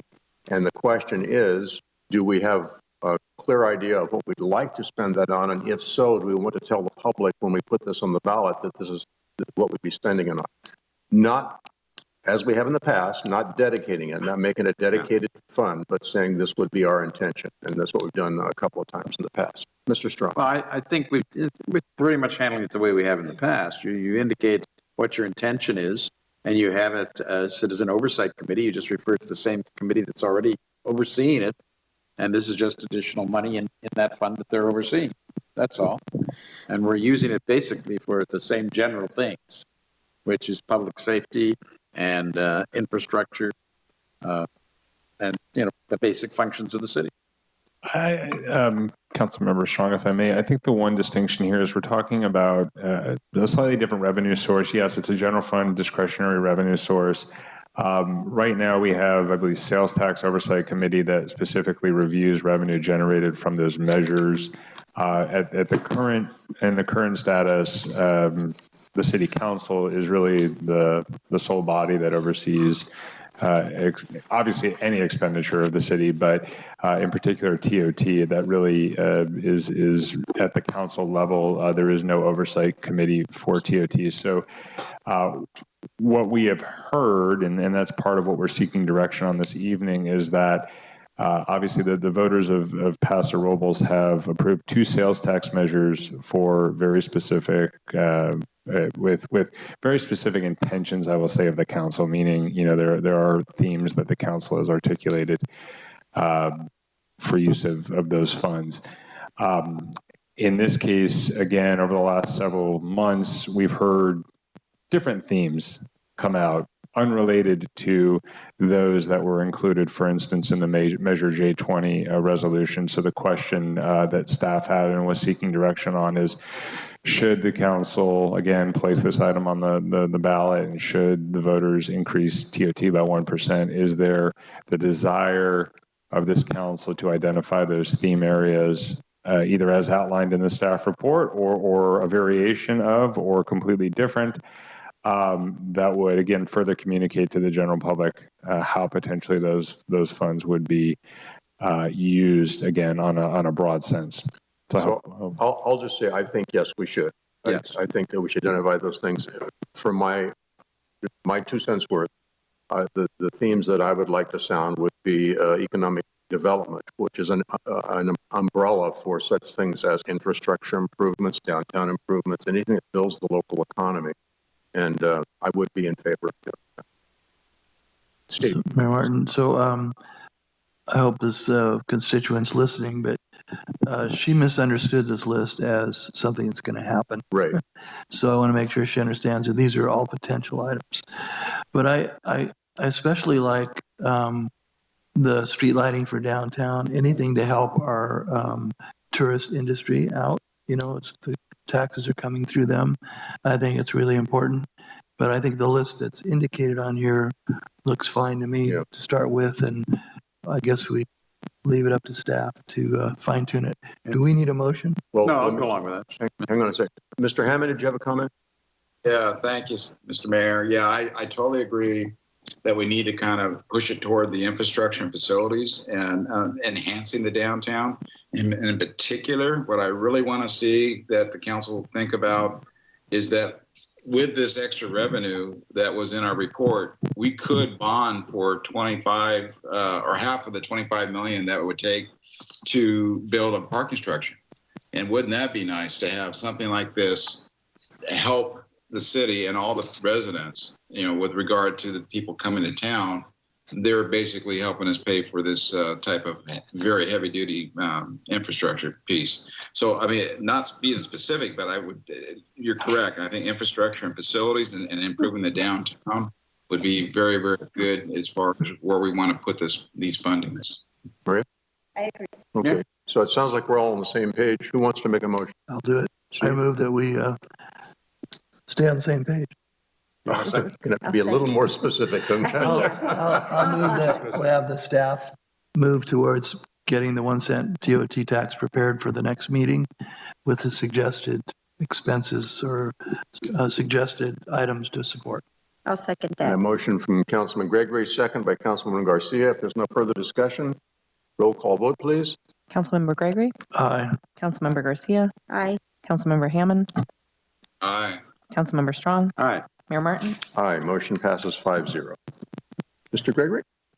Yes, let the record show that Mr. Gregory is departing. He has a scheduling imperative. I'm paying 17% TOT tonight, so I gotta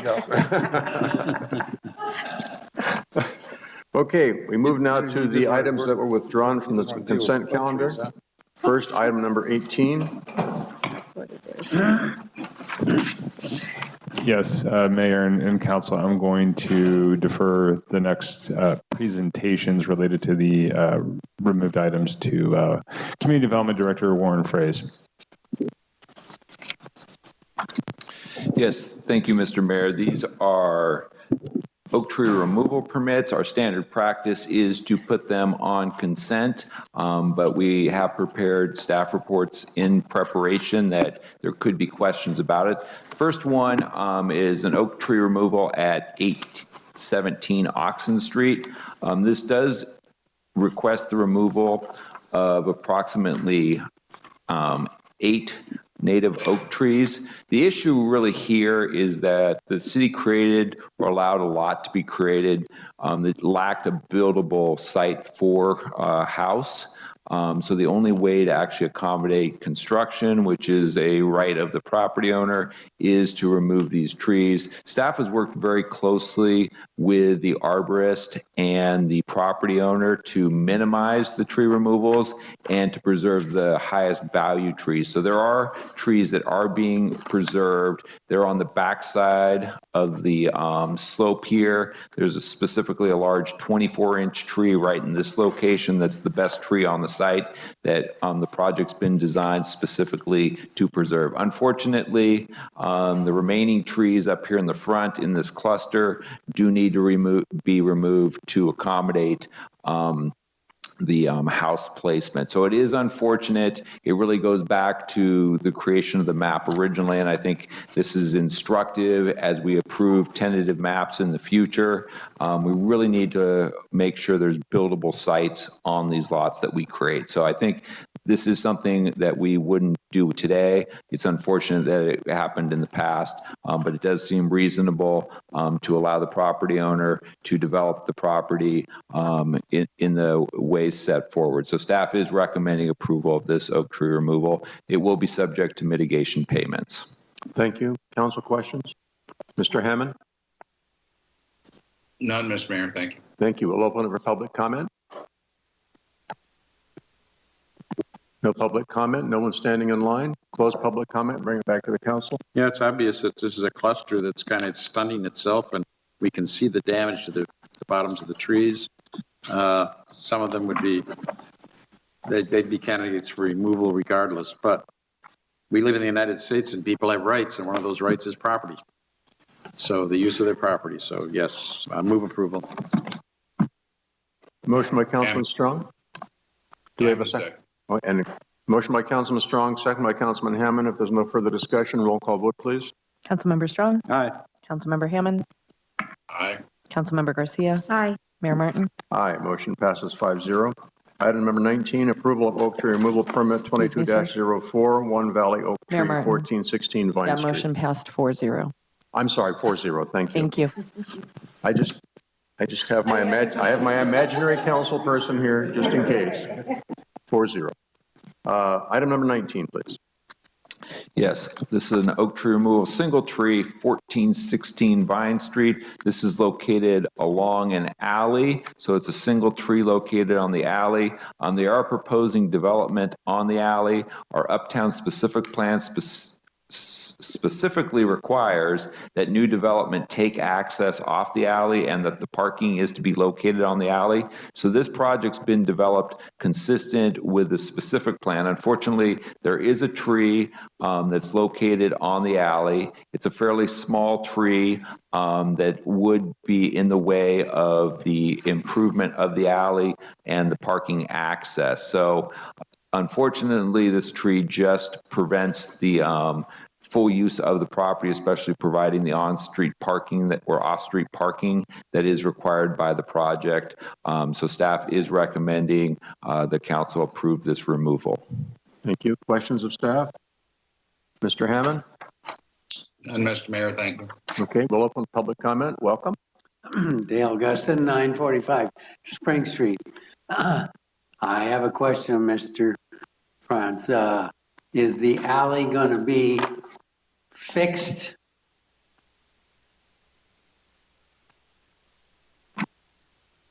Or?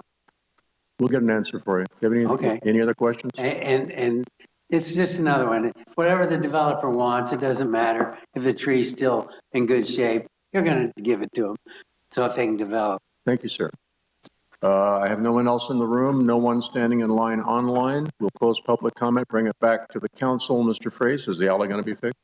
So the requirement for new construction, this is new construction, is to improve your frontages. So frontages are your main street, which is the street, the sidewalk in front.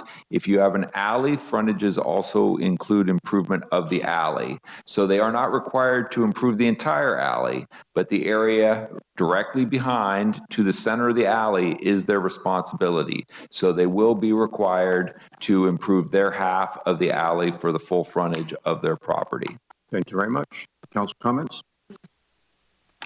The only thing I'd comment, Mr. Mayor, Councilman Strong here, is that the picture also shows that this tree is growing right into the electric wires, and that could pose a hazard, because obviously the tree, if it stays, is going to continue to grow, and that those are right over the main part of the tree. So I think this tree would sooner or later have to go in any event. So motion? I'll move approval. Second. Motion by Councilman Strong, second by Councilwoman Garcia. If there's no further discussion, roll call vote, please. Councilmember Strong? Aye. Councilmember Garcia? Aye. Councilmember Hammond? Aye. Mayor Martin? Aye. Motion passes 4-0. Item number 20, approval of oak tree removal permit 22-05, one blue oak tree at 2906 Ardmore Road. Yes.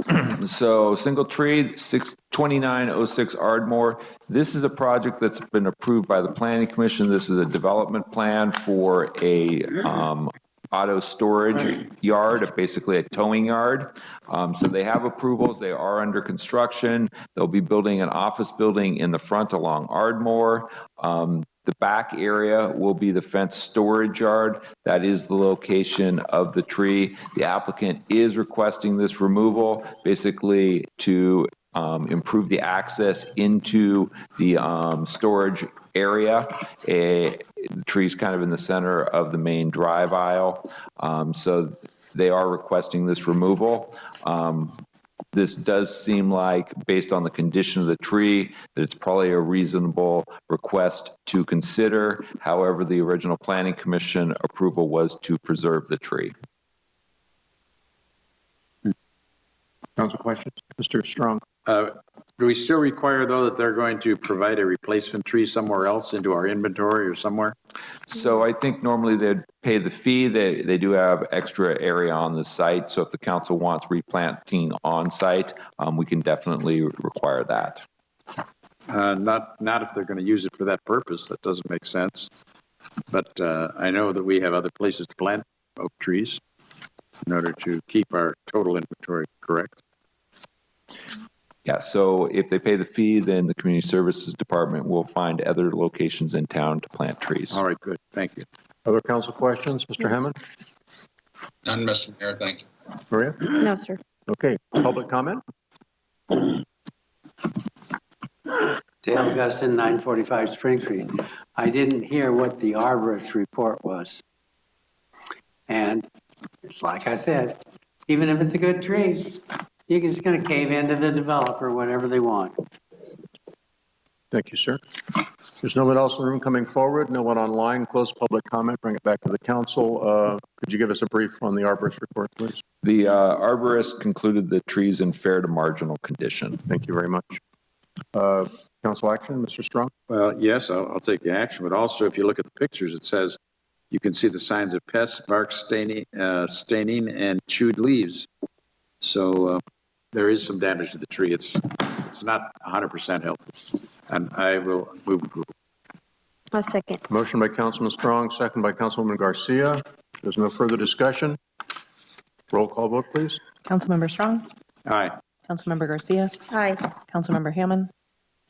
Aye. Mayor Martin? Aye. Motion passes 4-0. And I think that brings us to item 27, the city manager report. Very brief tonight, Mayor. I just wanted to update the council on 2 items. One, the city received a very strong response for the request for proposal for a consultant to update the city's economic strategic plan. We had some worries that consultants wouldn't have the capacity given everything going on, but that was not the case. We're in good shape. We should be bringing back a recommendation for the council at your next meeting for award. And then I also wanted to recognize this week as National Public Works Week. And the theme this year is Ready and Resilient. So we are going to be recognizing our public works staff later this week for their ongoing contributions to the community. Thank you. Very good. Thank you. Current council committee activities and reports. Mr. Hammond. Thank you, Mr. Mayor. I started off with Nassau Commission back in last month, actually, and then we also had Airport Commission meeting. Also attended the Joint Powers Insurance Authority meeting, the governance that basically instructs how we are able to control our lawsuits and how we can prevent them with things that we can do for the city to keep lawsuits from actually happening. Very, very informative. Also attended IWMA. I was on the ad hoc to select an executive director. Made several meetings of those. Last week we actually had the IWMA meeting where we have narrowed our selection down to 2 candidates for executive director, and now we have Bill Avery interviewing them and vetting them for final approval. The other thing I was going to mention too, we voted today about the JPIA or JPA that the IWMA has been working on for quite some time. Each agency, there's 8 of us, in the IWMA now has to vote this in. It cannot be anyone not voting. With today's vote that we did approve, Paso Robles now is on the side of moving forward with it. We're going to listen for the other cities and CSDs to see if they are going to approve it. And hopefully everything we asked for, we worked very hard on that. Of course, we had to remove the county board of supervisors. They're gone. We made a statement in there that we would not do any other ordinances other than mandated by the state, which is really important. And the JPA, as we have it formed right now, is really in the way it should be in a smaller group that we're working with at the other sister cities. So I'm happy that we're able to move forward. Hopefully we're going to see everybody adopted, and I'll report out the next time and how that happened. That's all I had, Mr. Mayor. Thank you. Councilwoman Garcia? Yes, sir. Thank you, Mayor. I met with Mr. McMillan about a vacation rental ordinance this morning, and I did advise him that that ordinance is going to be coming back to us in June. So I did want to let you know and the audience know that I met with him and we spoke about his concerns. So he'll be listening out for our June meetings. I also met with Ms. Jan Albin, and she also sent some emails. I don't know if you guys got your emails about the emergency alerts. So I was just wondering if on our next, one of our next meetings, or maybe the fire chief or the police chief could kind of give us an update on how our emergency alert system works for the community. She's concerned about how the, when we have an emergency in our city, how is the community alerted? So if we can kind of get an update for that. I have no problem, Fred. John, you okay with that? I'm good. Okay, so if we can get a report on that in the future, that'd be good. Okay, that's all I have, sir. Good, Fred? Yeah, thank you, Mr. Mayor. Toward the end of April, I chaired the Board of Directors meeting in Sacramento for all of the regional governments of California. The group decided to move forward with efforts to get some state legislation and regulations amended to recognize the differences between urban areas and rural or semi-rural areas regarding requirements for air pollution matters and grant project eligibility and funding. We cannot achieve the goals required without a vigorous public transportation system that runs at 5 to 15-minute intervals for 24 hours a day, 7 days a week. That is not financially feasible in areas without high-density residential areas throughout the operational area. There are none in most of the state. The current rules and regulations were represented as both prejudicial and inequitable to us and others like us. We were joined in this effort by most of the San Joaquin Valley, Central Valley, north of the Bay Area, California, and the Central Coast regions of the state. Immediately following that meeting, I returned to go to Southern California with some of my fellow council members for training and education on government risk management, and financial implications regarding insurance and court cases. The 3 days of sessions were well attended by elected officials from throughout California, dominated, however, by those from southeastern California. I also attended the Library and Main Street Board meetings since then. Both of them were full of good information. The library meeting concentrated on changes to the system due to the city and county of San Luis Obispo pulling out of black gold and its implications for our library cards, which now need to be reissued to those who want them. It also impacts how we structure our inventory going forward. Our library management has a very good handle on the entire situation, and vigorous plans are in process of being implemented. The Main Street meeting spent most of its time on downtown and alley parking issues, which provided a greater understanding of what rules are needed and the excellent manner in which current rules are being implemented by our police department. There were some serious equity and functional issues that were still left somewhat up in the air to be worked out in an appropriate manner going forward. The legal and practical aspects of the situation are proving to be somewhat daunting. My final meeting was with the Board of Directors of the Pacific Surfliner City-to-City Passenger Rail Corridor. The main issues were planning the first 100 days of our new interim managing director and necessary actions to provide adequate services for our increasing number of regular passengers between San Diego and Paso Robles. One of the main issues was the obligations to our EIR, or our new layover on our new layover facility in San Luis Obispo by the San Luis Obispo Air Pollution Control District. The delays will continue the higher pollution rate we have been working to reduce. However, we are responding as rapidly as possible, considering the last-minute objections we received, causing a continuation of the project approval to our June meeting at the earliest. Any delays beyond that will jeopardize the funding for the project. During the entire time since our last council meeting, I've spent many hours listening to and working with many constituents, both businesses and wholly residential, on current and anticipated issues coming before our city council.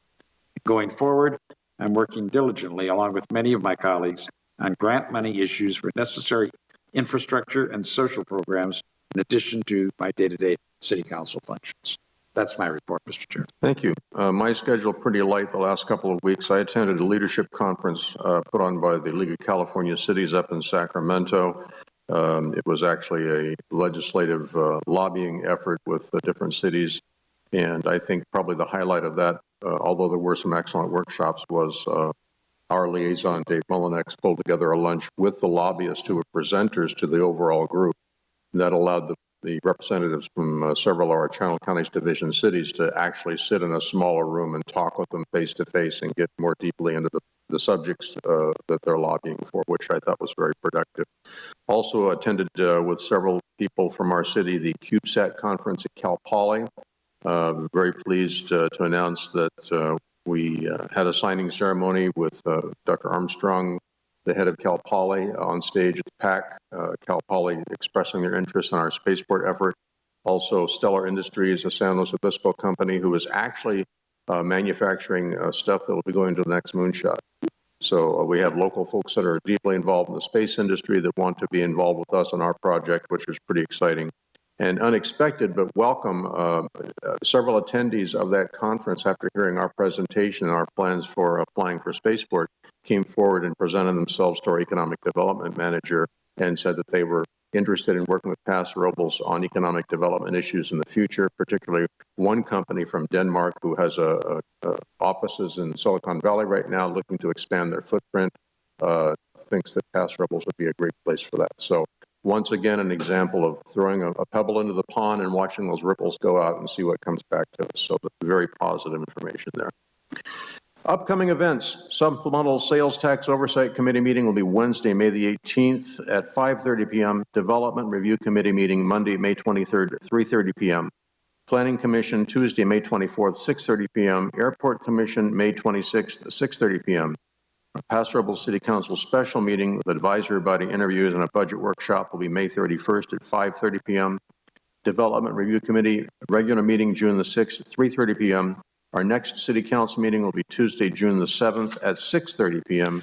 And the deadline for getting your agenda items in for that would be Tuesday, June the 7th. I'm sorry, would be Wednesday, May the 25th. So that'll be your deadline for the next meeting. If there's no further business for the City Council, I would entertain a motion to adjourn. Mr.